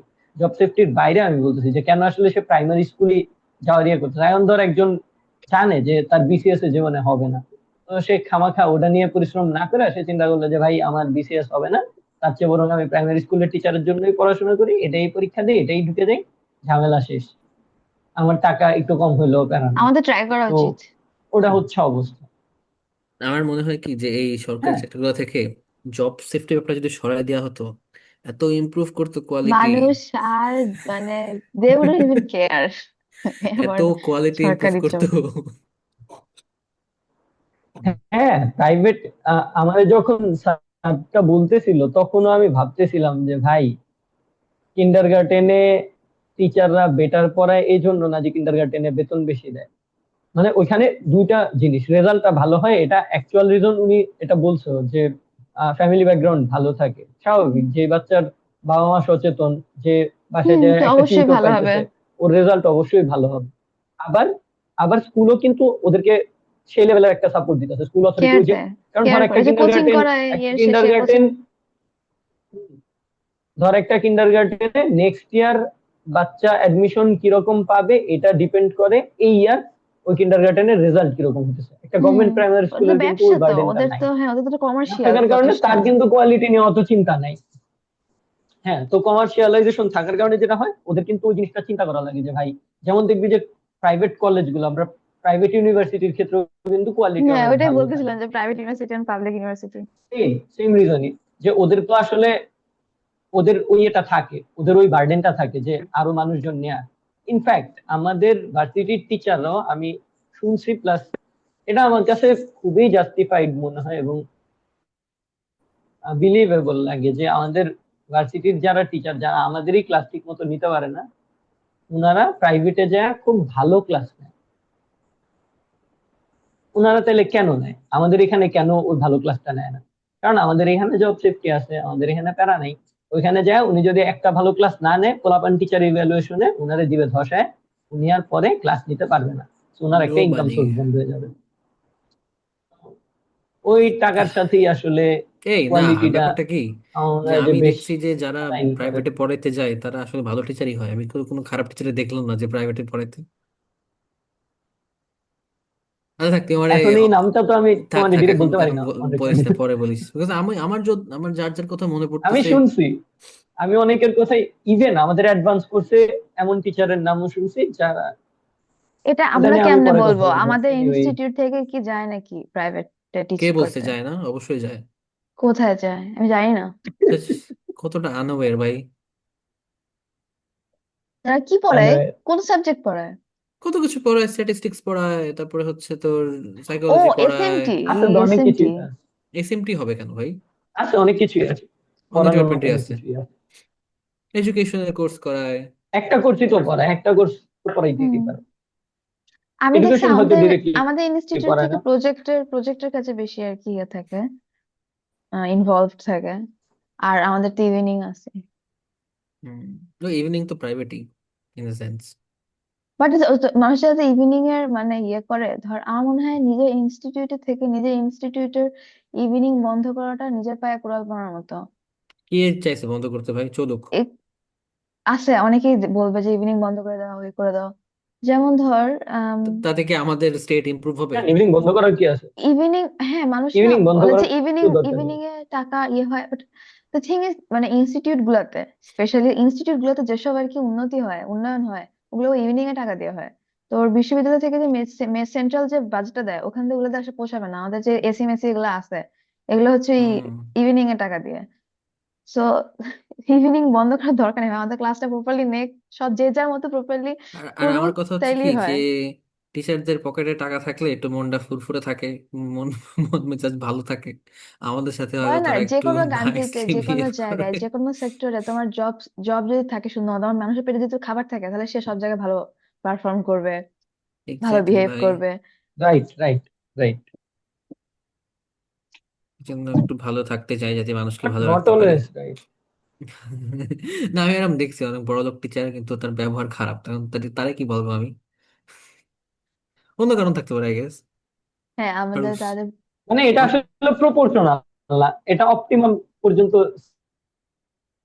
সেম থাকে। ম্যান টু ম্যান ভ্যারি করে। এমন না যে যার টাকা যত বেশি সে অবভিয়াসলি তত ভালো এই বিহেভ জিনিসটা করবে, টাকা ইউনিভার্সাল বাড়তে থাকলে স্ট্যান্ডার্ড। আই ভালো গেস। বিহেভ করার পসিবিলিটি। না, আমার কেন বলতেছি, আবার এমনও আছে যে অনেক টিচারের হয়তো টাকা পয়সা নেই, কিন্তু দে আর রিয়েলি নাইস পিপল। আমরা হুম। আসলে একটা ফাও কথা বলছি আসলে, এটা ইট মেক্স নো না টু বি সেন্স। ফ্র্যাঙ্ক, আমি আমার ইউনিভার্সিটি লাইফে যে মানুষ, না, আমি আমি দেখছি শুন আমার যেটা বলি। ক্লাসমেটসদেরকে অনেক বেশি কমপ্লেন করতে। হ্যাঁ, হ্যাঁ, আমার হ্যাঁ। না এরকম মানে জাস্ট ভেরি ফিউ টিচার্স দের প্রতি এরকম আমার ফিলিংস হয়েছে, বাট বেশিরভাগই আমার কোনো ব্যাড এক্সপিরিয়েন্স নাই। I'm lucky. I will say I'm lucky. আলহামদুলিল্লাহ। হ্যাঁ I'm lucky. আমি একটু ইয়া করব, রিট্রেস করবো যে না, টিচাররা ভালো হয় না, টিচারদের মধ্যে কনফিডেন্স বেশি থাকে পকেটে টাকা থাকলে। তো so যে ভালো টিচার সে আরো মোর কনফিডেন্টলি ক্লাস নেয়। যে খারাপ টিচার, যে শয়তানি করে, সে আরো বেশি, আরো জোরে সোরে শয়তানি করে, সবকিছু অ্যাম্পলিফাই করে টাকা। It's a risk. I hope no one will okay, watch this episode. If you let's আর, মুভ অন। থ্যাংক এই ইউ। পর্যন্ত আমার খালি একবারই পাইছি review, and the funny thing is দুইবারই আমাদেরকে এটাই বলা হয়েছে, তোমার কি ভুলভাল বলো এসে। স্টিল স্টিল আমরা তো ওইটাই চাইছি, যে মানুষ ফিডব্যাক দিবে, কথা Yes. বলবে। And who else is doing this, তাই না? এর একটা Yes. ভ্যালু অবশ্যই আছে। আমরা আমাদের সিভিতে আরেকটা, কেন অ্যাড করি না, আমরা পডকাস্ট করি। এটা অ্যাড করার, এটা কি মানে? কারণ আমাদের পডকাস্ট গুলো দেখার মতো হয় না ভাই, ছি। ও রাইট, দেখার মতো হলে তাহলে সুন্দর যদি এডিট করা হলে শোন, আসলে অর্পণকে একটুখানি হায়ার করতে পারি আমরা। ও এখন কি করবো? আচ্ছা, আমি ওকে বলে দেখবো না যে তুই করতে পারবি কিনা, আমি টাকা চাই লাইক বুঝলি। ওপেনিংটা ওপেনিং করে দিলে, বা যদি আমরা কিছু রিল বানাইতে পারি, আমাদের তাহলে যেটা, লাইক আই ফিল লাইক এটা অনেক বড় একটা লাইক মানে ফেসবুকে এটা বড় ভালো একটা আয়ের মাধ্যম হবে, বিকজ ফেসবুকে এখন যা তা ভাইরাল হয়। হ্যাঁ, আমাদের কিছু ক্লিপ নিয়ে যদি আমরা এমনিতে ছেড়ে দিই, তাহলে আমরা লিখতে পারি 3AC বলে বা 3AC আবোল তাবোলে এমনি একটা। টিএসসি বলে। আমি না কেন জানি বারবার ওটা বলে পড়ছি, কেন জানি। আর পড়ার পরে এত হাসি আসছে। আমি মানে মানে সবার ব্লগ দেখে এখন আই ফিল লাইক আহ আমি যখনই কিছু করি, আমার না মাথায় অটোমেটিক লাইক ইয়ে চলে আসে, লাইক ন্যারেশন শুরু হয়ে যায়। হ্যাঁ, লাইক আই এম যে আজকে ন্যারেটিং চলে দ্যাট আসলাম ভার্সিটিতে, সিচুয়েশন। হ্যাঁ এটা আজকে আমি যে আজকে চলে আসলাম রান্নাঘরে তেলাপোকার ওষুধ দেওয়ার জন্য, আশা করি খুব ভালো হবে। ফানিয়েস্ট থিং আছে, আমি ইংলিশে বলি, আমার বাংলায় আসে না। মানে পারি না তো ইংলিশে কিছু বলতে, কিন্তু মাথায় ইংলিশটা আসে। এখন একটা রিস্ক কি, যে যদি শুরু করি মানুষ বলবে যে ওটা দেখে দেখে ও শুরু করছে। আরে আই না হেট দিস না, ভাই। তো ইউ শুড খুবই ফানি হবে ভাই। আমরা একটু মাঝে মাঝে অর্পণ বলে, ক্যামিও দিব, ক্যামিও দিব। A অঙ্কন, day in তোর the তোর life of a শুরু করা উচিত master's অঙ্কন student গায়। why review. why না just tell me তুই কেন হবি ফিয়ার করবি because we are like the We're the OGs. Initiator. হ্যাঁ, আমরাই প্রথম পডকাস্ট শুরু করছি, রাইট? সো আমরাই প্রথম ইউটিউব বা সোশ্যাল মিডিয়াতে কোনো কিছু স্টার্ট করছি। তো think about it. Influencer. We're just talking shit at this point. যাই হোক, তো আচ্ছা, তোদের কি মনে হয় যে ইলেকশন দ্যাট অ্যাকচুয়ালি হবে? রিয়েলাইজেশন ভাই। ও ও আমি অঙ্কনের জ্বালাতনে মানে পলিটিক্সটা আর কিছু কোনোভাবে বাদ দিতে পারতেছি না। আচ্ছা, হ্যাঁ, আমার না রাত্রেবেলা ঘুম আসে না, আমি খালি ভাবি যে কি হবে দেশের। লাস্ট ইয়ার জুলাই আগস্টের পর পর কি একটা হয়েছে যে আমার ফিডেও আমি পলিটিক্যাল পোস্টারে কিছু দেখি না। আমি মানুষের, মানে আগে ছিল না যে ধর ফ্যাসিবাদের সময় সবাই ছিল ধর গান বাজনা নিয়ে থাকতো, সিনেমা নিয়ে থাকতো, নাটক নিয়ে থাকতো, মানে একটা একটা সুন্দর মতো একটা পলিটিক্যালি অ্যাওয়্যার হওয়াটা ভালো হয়েছে না খারাপ হয়েছে, এটা আমি ভাবি মাঝে মধ্যে। না, ভালো, বাই, অবশ্যই ভালো, লাইক ডাম থাকার থেকে ভালো। না, ইন দ্য গ্র্যান্ড স্কিম হয়তো ভালো হয়েছে, বাট ইন্ডিভিজুয়াল লাইফে কি ভালো হয়েছে এটা তো হ্যাঁ, আসলে সেটা দেখতেছি না। ডিপেন্ড, বাট থিং ইজ আজকে আমার আমি জানি আম্মু না এসে আসলে সামনে বলছে, হয়তো আমার কোনো রিস্ক আপকামিং আমার থাকতে শোন না, পারে। আমার আম্মু এসে বলছে তাকে আরেকজন আন্টি বলছে যে সামনে নাকি দেশে মার্শাল ল হতে পারে।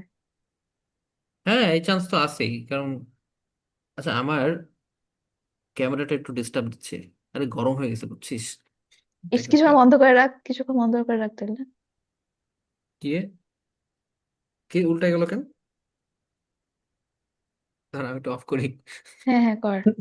আরে তোর একটা আরে কথা বল। অঙ্কন ওইভাবে কথা বলতে পারতো, ওই যে কি বলে ওগুলোকে, ই ই গেমার কি জানি বলে না, ই স্ট্রিমার অর সামথিং, যেখানে হ্যাঁ, হচ্ছে হ্যাঁ, একটা হ্যাঁ, কার্টুন বডি থাকে, সেটা অ্যাভাটার থাকে। হচ্ছে হ্যাঁ অ্যাভাটার থাকে, অ্যাভাটার কথা তুই এরকম করে করতে পারবি অঙ্কন।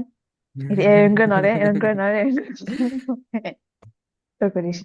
Anyways, streamer. হ্যাঁ, যেটা নিয়ে কথা বলতেছিলাম সেটা হচ্ছে মার্শাল যদি আসে। না, আমার মনে হয় না আছে, বিকজ বর্তমান যারা হচ্ছে কর্তা কর্তা হত্যা কর্তারা আছে, মার্শাল্লাহ আসলে আগেই আসতো। যখন হাসিনা পালাইছে সেটা তখনই হচ্ছে আমি না ওয়াকার এটাই টেক বলছি, ওভার লাইক করতে পারতো। সামনে ইলেকশন দিবে, এখানে মার্শাল আসার কি ইয়ে আছে? না, আমার I আমার don't আচ্ছা, know. মার্শাল্লাহ আসলে কি আমার চুল কাটতে হবে?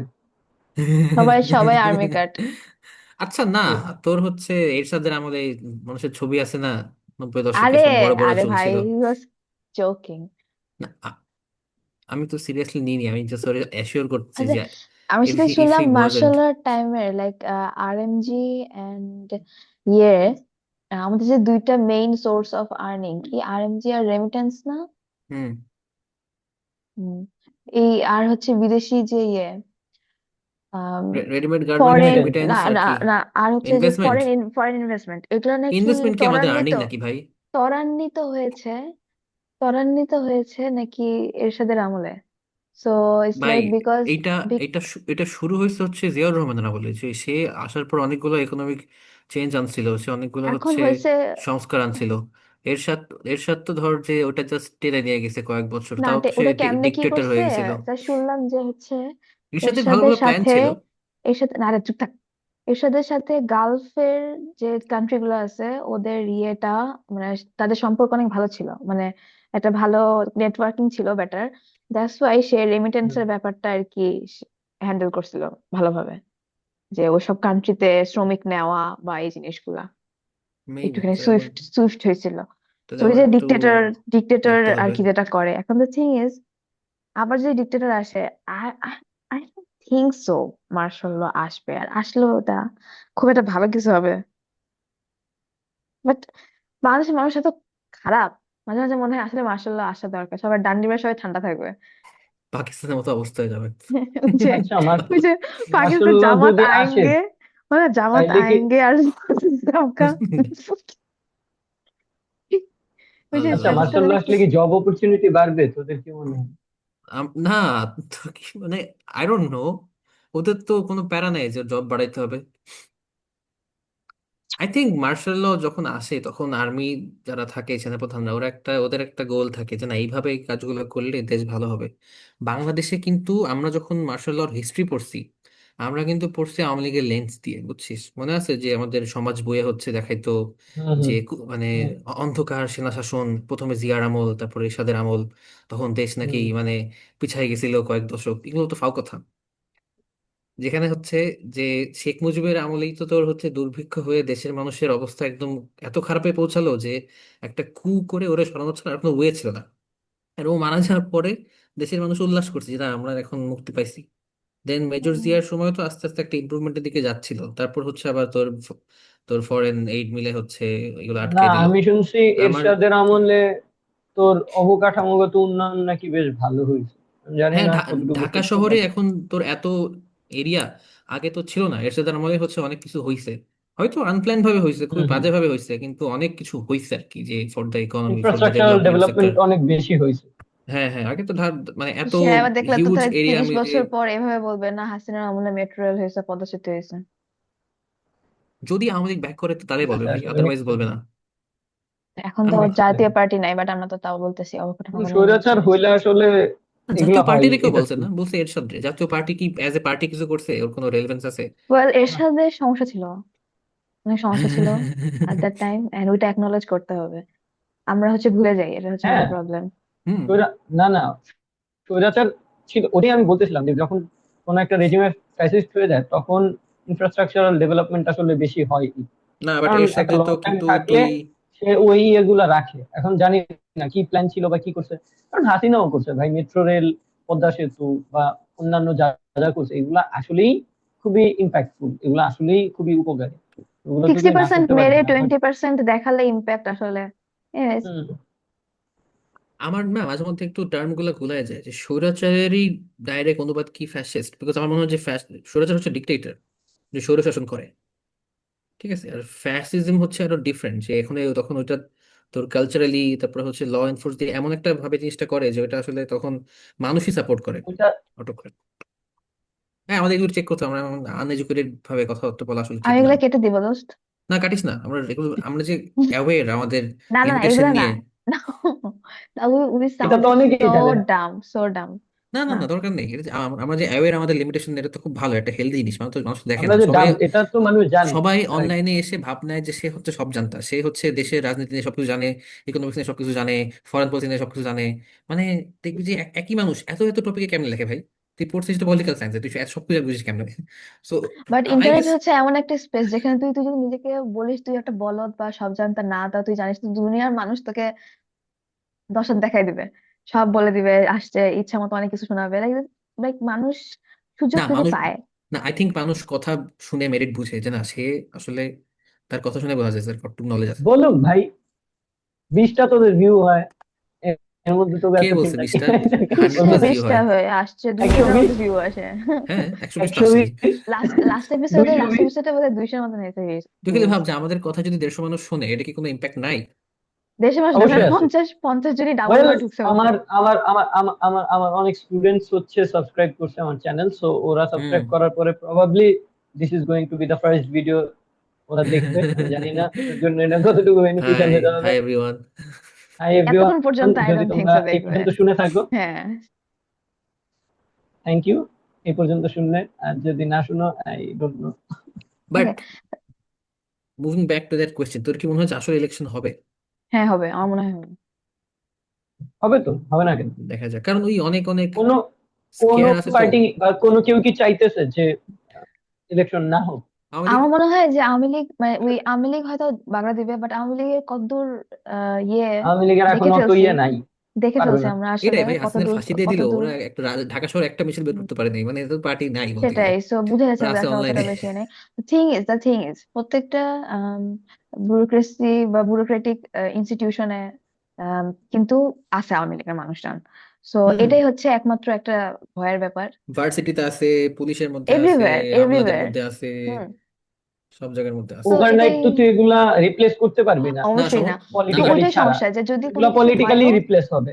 যদি কিছু হয়ও তাহলে ওইটার মতন ওনারাই ঝামেলা বাঁধাবে। না, আর একটা ব্যাপার কি, যে এখন দেখবি কি যে সব দলে কিন্তু চাচ্ছে যে আওয়ামী লীগের ভোটগুলো নিতে। আবার দেখবি যে এরা আবার একে অপরের পচায়, যে বিএনপির লোক অমুক আওয়ামী লীগের বলছে আমাদের ভোট দেন, আবার জামাতের অমুক কি হচ্ছে আওয়ামী লীগের কারে দলে এনেছে। বাট এটা তো হওয়া দরকার। ওই লোকগুলারে যদি নিজেদের পার্টিতে না ভিড়াই ফেলি, ওদের যদি একদম সিক্লুড করে রাখি, তখন তো ওরা আবার এক হয়ে হচ্ছে ইয়া করবে, আবার ইয়েস। ফ্যাসিবাদ আনা ট্রাই করবে। সো যতটা BNP doing possible great job. BNP হচ্ছে আওয়ামী লীগের সব ভোটার্স দেরকে নিয়ে নিচ্ছে। নিলে ভালো, অ্যান্ড অ্যাকচুয়ালি ভালো। আমি কেন এগুলো বলিস বলতেছি, না ভাই প্লিজ। না না, অলরেডি আমি আমি অলরেডি আমি জেনুইনলি বিএনপির মিন আগেনস্টে করতেছি। কথাবার্তা বইলা মেলা শিবির ট্যাক্স না, আমি খাইছি। হচ্ছে আমি জানি এগেনস্টে না, বলছি না, আমি এখন হচ্ছে এখন আশার কথা বলতেছি কেমন একজন যে শিবির ভাবে। না দেখ, বর্তমানে যে কয়টা পলিটিক্যাল পার্টি ফাংশন করতেছে, সেটা এনসিপি হোক, বিএনপি হোক, জামাত হোক, কিংবা ছোট ছোট পার্টিগুলো হোক, অ্যাটলিস্ট কারোর ভিত্তি অন্য কোনো দেশে না আওয়ামী লীগের মতন। না, খালেদা জিয়া হচ্ছে কোনো একটা ভাষণ এরকম বলছিল রাইট যে ভাই। আমাদের আমাদের হচ্ছে মেরে ফেললো, আমরা এখানেই আছি, আমাদের তো হচ্ছে দেউলিয়া হয়ে যাবো হুম, না, আমাদের তো ভিত্তি অন্য দেশে না, আমাদের হচ্ছে রুট তো ওই জায়গায় না। দেখছেন এখন ছাত্রলীগ ভারত শাখা এরা হচ্ছে এটা প্রকাশ প্রুফ করছে। করলো কিন্তু। এক্স্যাক্টলি, সো ওদের সকল পাওয়ার, সকল ইনফ্লুয়েন্স, সকল ওদের হচ্ছে চাবিকাঠি সব ভারতে। সো বিএনপির তো এরকম না যে থাক, অন্য তোরা কোনো জায়গা দেশে থেকে থাক। আসতেছে। হুম হুম। দেশে আসার সাহস পর্যন্ত নাই, মনে হয় দেশে 40-50 হাজার অ্যাটলিস্ট চলে মানে গেছে। অ্যাটলিস্ট অন্য এরকম একটা কান্ট্রির ছায়ায় থাকা বা এরকম ওই কান্ট্রি সবসময় সবকিছুতে ইন্টারফেয়ার করার এই ভয়টা থাকে না আর কি, বা এই সুযোগটা তখন থাকে না যখন। করছে তো। আর ইন্ডিয়া হচ্ছে আমাদের যে কিভাবে ইউজ, আচ্ছা তোদের একটা কাহিনী বলি, তোরা হয়তো জানিস, তাও যারা শুনতেছে সবার উদ্দেশ্যে বললাম, বলতেছি। সেটা হচ্ছে আমাদের মনে আছে 2016 সালে হলি আর্টিজান হলো, হুম। এখানে হচ্ছে একটা টেররিস্ট অ্যাটাক হলো, কত মানুষ মারা গেল। তারপর এইটারে ইউজ করে ইন্ডিয়া দেখাইছে যে যারা ওখানে টেররিস্ট ছিল তারা হচ্ছে ডক্টর জাকির নায়কের ভিডিও দেখে। তা কার হুম। ফোনে এরকম পাইছে যে জাকির নায়কের পেজে লাইক ওর পরে দিয়া। জাকির নায়ককে নিষিদ্ধ করলো হ্যাঁ না হ্যাঁ হ্যাঁ ইন্ডিয়াতে। হ্যাঁ হ্যাঁ হ্যাঁ, পরে ওর পরে জাকির নায়ককে নিষিদ্ধ করে দিল, আর হচ্ছে দেশের থেকে খেদা দিল, মানে খেদা হতো না তখন, সে দেশে বাইরে যেত, তার আসা নিষেধ। সে এখনো পর্যন্ত তার নিজের দেশে সে আসতে পারে না। আর এখানে বিজেপি হচ্ছে এরকম পাওয়ারফুল হয়ে গেল আরো বেশি, দেখাইলো যে না, এরা হচ্ছে মুসলমানরা হচ্ছে তোর এরা টেরোরিস্ট, এদের আইডিওলজি এরকম, মানে জিহাদি মার্কা। এরা হচ্ছে আহ দেশের ক্ষতি করবে, বাংলাদেশে যা করছে ইন্ডিয়া তো তাই করবে, হিন্দু মানবে। এইসব কাহিনী করে বাংলাদেশ লিটারেলি ইন্ডিয়ার হয়ে একটা কাজ করে দিল। অনেকে বলে যে এটা হচ্ছে এর মধ্যে ইন্ডিয়ারও হাত আছে, কারণ এই টেররিস্টরা যারা করতেছে, ইভেন আমেরিকারও হাত আছে, যে যারা 9/11 করছে তারা, অনেকে বলে ইনসাইড জব, অনেকে বলে যে অন্য পারপাস সার্ভ করার জন্য, মিডল ইস্টে রুল করার জন্য, মিডল ইস্টে বম্ব করার জন্য একটা জাস্টিফিকেশন রেডি করে এই টেররিস্ট গেমটা খেলে। হুম। কারণ এখানে এরা এই যে কাজটা করছে এতটা প্ল্যান্ড ছিল যে দেশের কেউ টের পায় না যে কোত্থেকে এরা আসছে, কোত্থেকে অস্ত্র আনছে। হুট করে একটা এটার আফটারম্যাথ কি হলো যে ইন্ডিয়া এটা ইউজ করলো। সো আরো অনেক কিছুই ওরা আমাদের হুম। দিয়ে করে আসছে through out all this years. এইটা যখন ওরা করতে পারবে না, দেখবি যে ওরা কেমন ঝাঁপাই পড়ছে। ওদের আওয়ামী লীগের এত কি ভাই, হাসিনার যে আমরা ফাঁকি দিচ্ছি, এটা আমাদের ইন্টারনাল ব্যাপার না? ওরা এত কাঁদতেছে কেন যে? মানে ওদের কিন্তু ফ্রেন্ডশিপটা আমাদের দেশের মানুষের সাথে না, ফ্রেন্ডশিপ হচ্ছে আওয়ামী লীগ সরকারের সাথে, আওয়ামী লীগের পার্টির সাথে। তো এটা এটা কি কখনোই মানুষ অ্যাকসেপ্ট করবে? অন্য কোন গভর্নমেন্টই মেবি আওয়ামী লীগের মতো এত বেনিফিট ওদের দিতে পারবে না। এটা ওরাও জানে, এটা আমরাও হুম জানি। হুম এই হুম। কারণে ইন্ডিয়া আসলে খুবই খ্যাপা। এট দ্য সেম টাইম ওরা আসলে চাইতেছে কোনোভাবে আওয়ামী লীগকে ইন্ডিয়া বলতে আসলে মোস্টলি রিহ্যাবিলিটেট করতে। BJP, BJP. Hmm hmm hmm. যাদের যাদের ধর্ম, যাদের পুঁজিটাই হচ্ছে ধর্ম, ধর্ম দিয়েই এরা পলিটিক্স চালাইতেছে। এটা না জাস্ট বিজেপিও না, মানে ইন্ডিয়ার ধর যখন যেই মোস্ট অফ সরকার পিপল, গেছে, টু বি অনেস্ট, হ্যাঁ মানে যখন এখন যেই বিজেপি সরকার কে গেছে আনছে কারা? মানে তখনই বিজেপি কে হচ্ছে, আনছে কারা? বিজেপি কে তো ইন্ডিয়ান পিপলরাই আনছে না, মেজরিটি ভোট দিয়েই তো হ্যাঁ হ্যাঁ আনছে। হ্যাঁ, ওদের তার মানে মধ্যে যে, মেজরিটির মাইন্ডসেটই হচ্ছে ওইরকম, লাইক তুই জাস্ট ভাব যে আমরা না, একই। ইন্ডিয়াও কিন্তু ভোট চুরি হয়, তোরা জানোস? আমি হ্যাঁ ওই এই যে যে ইয়ার দেখলাম, হ্যাঁ একটা হ্যাঁ, ভিডিও রিসেন্টলি দেখছি, হ্যাঁ দেখলাম যে রাহুল দেখলাম, রাহুল গান্ধী হ্যাঁ হচ্ছে হ্যাঁ রাহুল ফাইনালি গান্ধী, ইয়ে ব্যালট হ্যাঁ। করছে, দেখাই দিল যে দেখলাম। কতগুলো ভাই, copy copy ID. Insane. Insane, Brazilian আউলের একজন চোর। মনে মডেল আছে লাইক নাকি। যখন ইন্ডিয়ার ভোট হয়েছিল, সবাই ইজ লাইক ইন্ডিয়ার উদাহরণ দিয়ে বলতো লাইক দ্য যে পৃথিবীর বিগেস্ট শ্রেষ্ঠ biggest democracy, biggest democracy democracy হচ্ছে, হ্যাঁ ইয়েতে ইন্ডিয়াতে। হয়, বারে ইন্ডিয়াতে বাবা, হয় না। এই যে, কতটা এটাই আসলে, প্রাইড তুই ওদের ভাই। মিডিয়ারে যদি হাত করতে পারো তাইলে অনেক কিছুই মানে ন্যারেটিভ বিল্ড করা খুব ইজি, এন্ড ইন্ডিয়া ওটাই করছে। আর ইন্ডিয়া পপুলেশন যেহেতু বেশি, মিডিয়া ওই জায়গায় মিডিয়া ন্যারেটিভ তুমি তৈরি করতে পারলে আসলে। ওইখানে না দোস্ত, ওখানে আমি মানে অবাক হয়ে যাই। ধর আমরা তো ফিল্মে একরকম দেখছি ইন্ডিয়া, যেখানে হচ্ছে তোর বলিউডের স্টাররা সব মুসলমান, এদের হচ্ছে সিঙ্গাররা হচ্ছে মুসলিম, এদের লিরিসিস্টরা মুসলিম, মানে কত জায়গাতে বড় বড় জায়গায় মুসলিমরা আছে। বাট যখন আমি এখন ওদের একটা নিউজ চ্যানেল দেখি, কিংবা কারো কোনো স্ট্রিট ইন্টারভিউ দেখি, কিংবা অনলাইনে মানুষের কমেন্ট দেখি, এত বিদ্বেষ, এত এতটা বিদ্বেষ। হেট কেমনে থাকে ভাই? ওরা না এতগুলো কালচারের মিলে দেশ, এতগুলা হচ্ছে ওদের ডাইভার্সিটি, কিন্তু সব মিলে একসাথে তুই এতটা যদি মুসলিমদের দেখিস হেট করে এরকম ভাই। বিদ্বেষ, এরকম বিদ্বেষ ইভেন আমাদের হিন্দুদের প্রতিও আমাদের অনেক মুসলিমের এখন আছে। হ্যাঁ, তুই আসবে কমেন্ট না, দেখ, তুই রাস্তায় মানুষ দেখ, অবশ্যই। সেম সেম ওয়েতে তারা হিন্দুদেরকে হেট করে, এন্ড হিন্দুরাও ওই সেম ওয়েতেই তারাও মুসলিমদেরকে হেট করতেছে।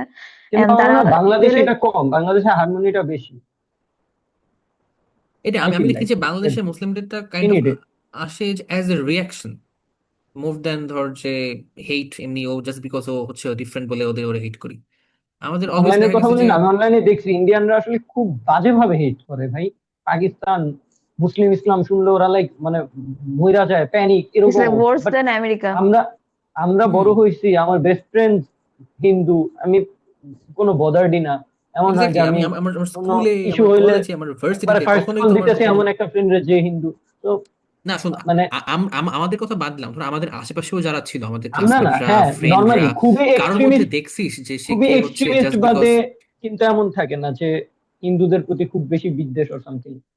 মানে খুব, মানে একেবারে আইডেন্টিফাইবল আমার লাগে আমার বাংলাদেশে, বাট মনে হচ্ছে না ইন্ডিয়ায় একটু আমার মনে ইয়া হলো বেশি যে হয় ওরকম হয়তো, না। ধর না জানার কারণে কোনো একটা ভুল ধারণা আছে, কিন্তু সে যে জাস্ট বিকজ ওই মানুষটা ডিফারেন্ট রিলিজন বলে তারা হেট করে, এটা কিন্তু আমি আমার হম আশেপাশে বন্ধু বান্ধব, ফ্যামিলি মেম্বার বল কিংবা এক্সটেন্ডেড পরিচিত লোক কারোর মধ্যেই দেখি না।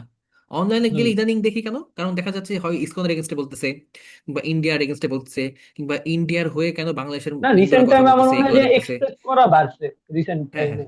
হ্যাঁ, কারণ হ্যাঁ, হচ্ছে ওই অনেক কিছু নিয়েই আসলে ওই বাংলাদেশ ভার্সেস ইন্ডিয়ার মধ্যে দিয়েই দেখা গেছে যে ওই হিন্দু ভার্সেস মুসলিম একটা সিনারিও চলে আসছে।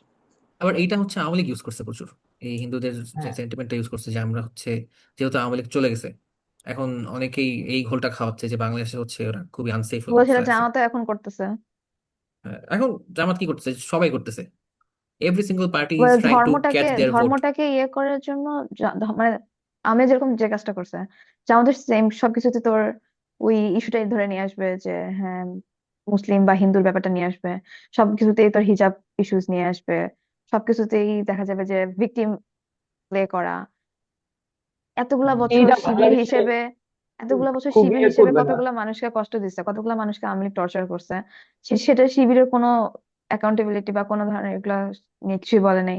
শিবির গোপনেই তাদের রাজনীতি চালায় গেছে, মাঝখান দিয়ে হু আর নট শিবির তারা হ্যাঁ, ওরা সাফার, টর্চার্ড হয়েছে। এটা কিন্তু বলা একটু কাইন্ড অফ আনফেয়ার হয়। কারণ কি, শিবির কি মারা যায় নাই? শিবির তো প্রত্যেকটা পাশে দেখবি যে ওদের পেজ থেকে পোস্ট করে যে অমুক দিনে 2006 সালে আমাদের এখানে মারা গেছে 10 জন, এখানে মারা গেছে 7 জন, কিংবা হচ্ছে হাসিনার আমলে মারা গেছে এতজন। ওরা তো সাফার করছেই। আমি আমাদের ভার্সিটিতে ওঠার পর দেখছি যে এখন অনেকে বলে না যে এরা তো ছাত্রলীগের মধ্যেই ছিল, লুকায় ছিল, ধরেছিল। আমার কথা হচ্ছে যে তুই বলছিস দে তুইও তো হ্যাড ছিলি। No way, they had no way, আমার আওয়ামী কথা লীগ হচ্ছে যে ভাই। অভিযোগ করতেছে ও তো ছিল। ও কি পারছে যে ছাত্রলীগ না করে থাকতে, হলে হলে থাকার সময় আমি আমাদের ফ্রেন্ডদের দেখছি না, যে তুই কি পারছিস ছাত্রলীগের মিছিলে না গিয়ে? মানুষ খামাখা সার্জিসকে দোষ দেয়, আমি বুঝি না হ্যাঁ, কেমনে করে ঢুকায়। এক্স্যাক্টলি। কি করবে ভাই, হলে থাকতে করাই লাগে। আবার ধর সে যে সার্জিস বল, নুরু বল, কিংবা যারা যারা হলে ছিল, এই বাট সাদিক কায়েম, ওদেরকে ফরহাদ। অ্যাক্টিভ হইতে বলছিল কে, লাইক সার্জিস তো মোটামুটি অ্যাক্টিভ ছিল। আরে অনেকে তো বিশ্বাস করতো ভাই ওটা ওটা শেখ হচ্ছে মুজিবের আদর্শে। স্মার্ট, ওটা হচ্ছে স্মার্ট ছিল আর কি। স্মার্ট প্লে আর কি, স্মার্ট প্লে। হুম, হুম, হুম। বেশি বেশি সুবিধা এটার জন্য। আমি এরকমও দেখছি যে জেনুইনলি সে ভালো মানুষ, কিন্তু সে আওয়ামী লীগের আদর্শে তার ভরসা আছে, সে হচ্ছে বাট বাটপার হ্যাঁ, না। তুই যদি ভাবে দেখিস যে আওয়ামী লীগ like সূচনা কালের যে আওয়ামী লীগ, হ্যাঁ, যেসব পার্সনরা ছিল সোহরাওয়ার্দী, হুম, পরে অবশ্য ভাষা নিয়ে আলাদা হয়ে গেছে, ভাষা নেই। উম, শেরে বাংলা, তারপরে শেরে বাংলা, like সোহরাওয়ার্দী। ওরা তো লিটারালি মাস্টার মাইন্ড না, ওরা হচ্ছে অ্যাকচুয়াল পলিটিশিয়ান। হুম। যদি এখন ওই ওই জেনারেশনের মানুষরা অবশ্যই তারা আওয়ামী লীগকে অলওয়েজ সাপোর্ট দিবে, তারা ওই না আওয়ামী লীগ দেখছে। ভাই, এই যে যারা সাপোর্ট করে তারা কিন্তু শেরে বাংলা ভাষণের জন্য মুজিবের জন্য সাপোর্ট করে। লেটস গেট এখনকার গুলোর রিয়েল। কথা বলতেছি না, আমি বলতেছি ওই জেনারেশন, না, আমি ওই বলছি জেনারেশনের কথা এখনো কিন্তু বলতেছি। আমরা যখন ভার্সিটিতে উঠছি আমরা কিন্তু দেখছি যে অনেকে আছে আদর্শিক ভাবেই পছন্দ করে, যদিও তারা শয়তান না, বাটপার না, উল্টো পাল্টা কিছু করে না, যারা দেবী পছন্দ লাইক করে। তারা তারা জিয়ার আদর্শ পছন্দ করে না, তারা জামাতের আদর্শ পছন্দ করে না, বাকি হ্যাঁ, থাকলে হ্যাঁ। কি আওয়ামী লীগ, তারা হলো আওয়ামী লীগ। হুম, হুম, হুম, হুম। অনেকে ফ্রিডম ফাইটার যেসব ফ্যামিলি থেকে, তারা দেখা যায় ওই আম, যতই বলিস না কেন তারা হচ্ছে আম, কখনোই মানে আওয়ামী লীগের একটা সফট আওয়ামী লীগ তারা হয়। এখন আবার এরকম আচ্ছা অনেক ভাই, ফ্রিডম ফাইটার্স এই দেখছি যে দেশে যারা তো আওয়ামী লীগকে হেড এই করে। দেশে তো সবাই আওয়ামী লীগ ভাই। আমাদের বাপ দাদাকে 70 সালে ভোট দিনে আওয়ামী লীগ রে দিছে তো, তাই না? তারপরে তো আবার বিএনপি আসছে, তারপরে হচ্ছে অন্য তখন তো পার্টি তখন আসছে। তখন কি, তখন কি ভার্সেস কি ছিল, তখন তো না, আমি এগুলোর আমি আমি তোরে এক্সিস্টেন্সই ছিল আমি না, আমি তোরে অন্যান্য বলতেছি পলিটিক্যাল আমি তোরে পার্টির। বলতেছি আমি বলতেছি যে অনেকের কিন্তু ওই ইয়াটা আছে যে আমাদের দেশটা তো বানাইছে, আমরা তো দেশ ওই হিসেবে আলাদা সেন্টিমেন্ট, হয়েছি হচ্ছে, তো ওই ওই চেতনা দিয়ে সেন্টিমেন্ট তো তো। 15টা বছর, চেতনা দিয়ে তো 15টা বছর হ্যাঁ, এগিয়ে আবার গেল। হয়েছে কি যে যারা এর মধ্যে জন্ম হয়েছে, যারা এটা ছাড়া আর কিছু দেখে নাই, তারা তো বিশ্বাস করছে যে এটাই আমার রিয়ালিটি। মনে নেই সে বাচ্চার কথা, যে পয়লা বৈশাখ মানে শেখ মুজিব? তোর কি মনে হয় যে সে, মানে এটা এটা তো মানুষের, মানে তা তো কি শিখাই বলবো, দেয়া ভাই। শিখাই দেওয়া হোক, বাট ও যার মধ্যে বড় হয়েছে, ওনা দেখছে যে মুজিব একটা হিরো, আমাদের দেশে বানাইছে এই মহান লোকটা, সে তো তার তার তো ভিশনটাই এরকম স্কিউড, সে তো এর বাইরে কল্পনাই করতে পারছে না। আমি বলছি যে ওই জেনারেশনটা আমাদের সাথে যারা হুম, আশেপাশে আছে, যেটা মানে বিশ্বাস আমাদের বাপ করছে। মার জেনারেশনও অনেকে অনেকে বেশিরভাগই হচ্ছে। অনেকে আছে যারা ধর যে জিয়া শাসন দেখছে, যারা হচ্ছে বিএনপির আমল দেখছে, তারা দেখছে যে আওয়ামী লীগ আসার পরেই তো এগুলো কমছে, আগে যা যা হইতো, মানে যেহেতু ওরা বেনিফিটেড হয়েছে মানে একটা ভিশনটাই হচ্ছে ওয়ান সাইডেড হয়ে গেছে। তো এটা রিকভার করতে সময় লাগবে, বাট আমার মনে হয় যে এখন আসার দিকটা কি, যে ক্ষমতায় যারাই আসুক অ্যাটলিস্ট এটা অন্য কোনো দেশের মানুষের পারপাস সার্ভ করবে না। আমাদের দেশ থেকে টাকা পাচার করে তারা হচ্ছে এ, যেই লেভেলে ইয়া করছে, যে আওয়ামী লীগ করছে, সেই লেভেলে হয়তো দেশের ক্ষতি করবে না। Let's just hope that. আমি জানি না কি হবে আসলে, কারণ ওই ক্ষমতায় মডেলে দে গেলে। বি যাবে লাইক, না, ওই না মডেলে যাওয়া দেরা এখন ডিফিকাল্ট দে হবে আর বি অনেক। লাইক যে অন্য কোথাও পাচার করবো না, নিজেরাই মানে খাবো, এরকম হবে। না, এটা তো গিভেন যে না, যারা হচ্ছে এখন Like, এখন চাঁদাবাজি যেই করতেছে দলই লাইক এখন মানুষ, খাচ্ছে ক্ষমতায় না। যাবে, জনগণ কখনো বেনিফিটেড হবে না আসলে। বাট যদি আমরা হিস্ট্রির দিকে তাকাই না, দেখা হয় ভাই, যাচ্ছে এটা ভুল কথা, জনগণও বেনিফিটেড হয়। এই যে পদ্মা সেতু, তুই মেট্রো রেল। একেবারে একেবারে না না, মেট্রো রেল না, দেখ এখন ধর বিএনপি করার কারণে যারা চাকরি পাবে, হুম, এরা কি জনগণ না? এরা জনগণ। অবশ্যই জনগণ। ধর বিএনপি করার জন্য যারা ঘুষ খাইতে পারবে, এরা কি জনগণ না? অবশ্যই এরা জনগণ। যে টিচারটা বিএনপি করার জন্য প্রমোশন পাবে, এও তো জনগণের পার্ট। তো হুম, জনগণের একটা পার্ট হচ্ছে বেনিফিটেড হবে, এখন এখানে একটা পার্ট জনগণ বলা অপরেস্ট যায় হবে। না, জনগণ মানে কি, জনগণ মানে হচ্ছে দ্য হোল পপুলেশন, তো এখানে বলতে হবে যে সাপোর্টার, দেখবি দ্য গ্রুপ বিএনপি অফ সাপোর্টারও বাড়ছে। People, the supporter, the supporters. হ্যাঁ, এখানে দুটো সাপোর্টার বলতে রাইট। পারিস, জনগণ মানে হচ্ছে দ্য ম্যাঙ্গো পিপল, হুম, আমতারেক। আম জনতা। যাই এখন হোক, তারেক সাপোর্টার জিয়া, তুই, আমি যেটা বুঝলাম, সাপোর্টার তুই কারে বলবি? তারেক জিয়া খুবই সেফ প্লে করতেছে, ওর একটা আচ্ছা, বেস্ট উনি পিআর টিম এখনো আছে, একটা আসে বেস্ট না কেন? পিআর টিম আছে, এন্ড উনি হিজ এখনো বেস্ট দেশে পিআর টিম আসে দিয়ে না কেন? লন্ডন ছেড়ে আসবে, বাংলাদেশে কে সামনে আসবে আসবে। ভাই? ভাই, তার পার্টি এখানে, তার সে একটা প্রধানমন্ত্রী দেশের হবে, সে প্রধানমন্ত্রী আসবে না? হবে দ্য সামনে, বেস্ট আসা উচিত। Influencer ever.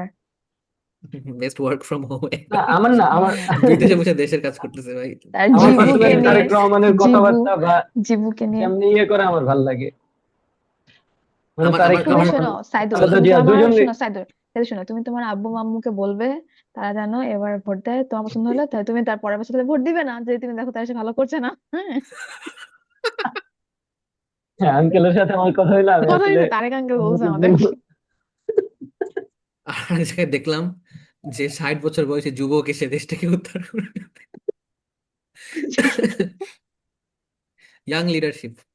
না, সমস্যা হচ্ছে তারেক রহমান কিন্তু কন্ট্রোল করতে পারতেছে না, ওনার একেবারে রুট লেভেলের যারা আমি আমি তোর নেতা একটু আছে, তোদের ভাই, এটা তোদের না আসলে কেউই তোদের করতে লিডারদের পারে না। মধ্যে এই যে মারামারি হইতেছে, এই যে খুন তোদেরকে আমি হচ্ছে, বাট একটু দ্য আগে। ইস্যু, র্যান্ডমলি লিটারালি দুইটা পরের যুব দলের নেতা খুন হইলো, একদম শোন, ব্রড ডে লাইটে। একটু আগে আজ হ্যাঁ করলাম না যে কেন মনে হচ্ছে না যে ইলেকশনটা হবে, এর ব্যাপারটা কি যে তারেক জিয়া, নিজেদের মধ্যে গ্যাঞ্জাম। না না, তারেক জিয়া আসছে না। এর কারণটা কি এই যে সে তার লাইফের কোনো রিস্ক করতেছে, আসলে তারে আমরা হচ্ছে আমার ডিপ এটা মনে স্টেট হচ্ছে, মেরে ফেলবে, আই ফিল তারে লাইক হচ্ছে ওনার, সামন্স আফটার হুম হিজ হুম, লাইফ। হ্যাঁ, ওনার সো সিকিউরিটির ভয়ে উনি আসতেছে না। সো যদি হতে পারে। বিএন সো এই যদি অবস্থা যদি এরকমই আরেকটা, হয়, সে যদি এ- আসে, আসার পর তার যদি এই ভয়টা থাকে যে আমাকে হচ্ছে ডিপ স্টেটের কেউ খুন করবে, সেটা পুলিশ দিয়ে হোক কিংবা হচ্ছে আর্মি দিয়ে হোক কিংবা হচ্ছে অন্য তাহলে কোনো সোর্স দিয়ে আমাদের হোক, নিরাপত্তা কোথায়? যদি হোক, যদি এটা হয়, তাহলে তো বুঝতে হবে যে আমরা এখনো হচ্ছে ওই কারোর একটা কন্ট্রোলেই আছি, সবকিছু হচ্ছে প্ল্যান মতোই চলতেছে, আমরা মনে করতেছি যে আমরা স্বাধীন হয়ে আছি, কিন্তু এখনো মানে বিহাইন্ড দ্য শ্যাডো কেউ মানে কলকাঠি নাড়তেছে। নাইলে তারিক জিয়া কিসের ভয় আসবে না, যে সে এত বড় না, পার্টির একটা নেতা। তুমি তারে তারেক কি আঙ্কেলকে একটা জিজ্ঞেস করে হতে দাও, পারে। না, ভিডিও কল দিয়ে, তারে কি আঙ্কেল আপনি বাংলাদেশের আসেন, গভর্নমেন্ট ইয়া করতে পারছে না, তারা কি হচ্ছে সেফটি আঙ্কেল দেওয়ার মতো আসেন, অবস্থা নাই? এটা তো একটা আঙ্কেল স্কেরি আমার না, বাসায় ব্যাপার। উঠবেন আঙ্কেল। সেফটির জন্য আমার মনে হয় নাও হতে পারে। একটা হতে পারে যে ধর দেশে আসলো, আসার পরে things in not his not in his control, তখন আসলে তার আলটিমেটলি তো পপুলারিটি আশা অনেক লাগবেই। কমে যাবে। আলটিমেটলি তার তো আশা তো লাগবেই। তো উনি একেবারে তাও গরম টাইমে আসবে, যে আইসা পপুলারিটি কমবে না, ধারাধার গরম থাকতে নির্বাচন, জিতে যাবে। গরম গরম নির্বাচনে জিতা প্রধানমন্ত্রী হয়ে গেছে, সেই ঝামেলা। এখন ধর আসলো, আসার পরে স্বাভাবিকভাবে মানুষের কিন্তু আমজনতা, একেবারে আমি অনেস্টলি যদি বলি, যারা বিএনপি সাপোর্ট করে না, বিএনপির সাথে কোনো লেনা দেনা নাই, সবাই কিন্তু ওয়েট করবে যে আচ্ছা তারিখ যে আসছে, তাইলে লেটস সি কি বাট করে। আমার মনে হচ্ছে আসার যে পরে ওনার যদি দলে সিকিউরিটি এন্ড কন্ট্রোল না ইয়ে সেফটির, করতে পারে, সেফটির ভয়ে উনি আসতেছেন না, আমার এটাই মনে হইতেছে। আমি কারণ জানি না। যদি একটি ভয়ে না কারণ আসলে হচ্ছে ভাই, কারণ হচ্ছে না এসে তো ওনার এখন এটা ক্ষতি আমাদের হচ্ছে জন্য ভাই। খুবই স্ক্যারি, না আসলে তো আমাদের ওনার জন্য পার্টির খুবই ক্ষতি হচ্ছে, উনি যে আসছে না বসে আছে, এটা বারবার কোয়েশ্চেন আসে যে উনি কিসের এত ভয়, উনি মানে এটা তো আরো কোয়েশ্চেন উদ্রেক করে যে কেন উনি হুম, আসতে পারছে না। এটা আরো একটা অবশ্য ডিমেরিটস আসবে অ্যাড হয়তো। করে। আজকে দেখলাম ছাত্রলীগের আবির টাবির কারা মিলে হচ্ছে ভিডিও করতেছে যে ডিসেম্বরে আসবে। ছাত্র দল। সরি, ছাত্র দল। আচ্ছা, Chhatra Chhatra Dal. League and Abid, what? Chhatra anyways, Dal. Sorry, slip আচ্ছা, of tongue. I think we can end now, আমাদের 1 ঘন্টা 12 মিনিট হয়েছে, and হ্যাঁ, আগের রেকর্ডিং এ অলরেডি লাইক 15 অনেকক্ষণ is up. অনেকক্ষণ পলিটিক্স নিয়ে বলে ফেলছি আসলে। পলিটিক্স এর আমরা আলোচনাটা করাই অঙ্কনের উচিত পা আমাদের। যাই হোক, ভাঙা এসব নিয়ে কথা বলি না, এটা নিয়ে আমরা নেক্সট আমরা এটা কথা আমরা বলার কিছু এখন নেই, কথা বলার কিছু নেই। আমার করবো, পা, অবশ্যই করবো, এটা নিয়ে না আমাকে আমার বলতেই এই পা হবে। ভাঙছিল, না না পরে না, পা ঠিক হয়ে গেছে। it's the funniest thing, the funniest reason. আমরা এটা কথা বলবো, আমরা এটা নেক্সট এপিসোডে কথা বলবো, because আমাদের এপিসোডের জন্য আরো এটা তো, কথা বলার জিনিস লাগবে, এটা তো বলা যাবে না। বলা যাবে, আমি বলে দেবো না, সমস্যা নেই। সবাইকে অনেক অনেক ধন্যবাদ যারা এই পর্যন্ত দেখেছেন। হুম, আমার ফ্রেন্ডদের যদি না থামাই তাহলে ওরা কথা বলতেই থাকবে, কিন্তু ওরা বারবার আসলে দোষ দেয় যে আমি নাকি বেশি কথা বলি। এনিওয়েজ, আমরা শুভ সবাই মিলে থাকুন, বেশি হ্যাঁ। কথা বলবো, একা কেউ ধন্যবাদ বলবো না। শ্রোতা বন্ধুরা, আমরা আবার চলে আসবো নেক্সট উইকে আরো কিছু নতুন টপিকস নিয়ে। হোপফুলি সাথে থাকবেন 2026-এর আগে আমরা আসতে পারবো, ইনশাআল্লাহ। হয়েছে, ওকে, ভালো হয়েছে ওরা দেখবে। এটা। এনিওয়েজ, আল্লাহ ফ্রেন্ডস এন্ড হাফেজ। ফ্যামিলিজ যারা যারা দেখছেন,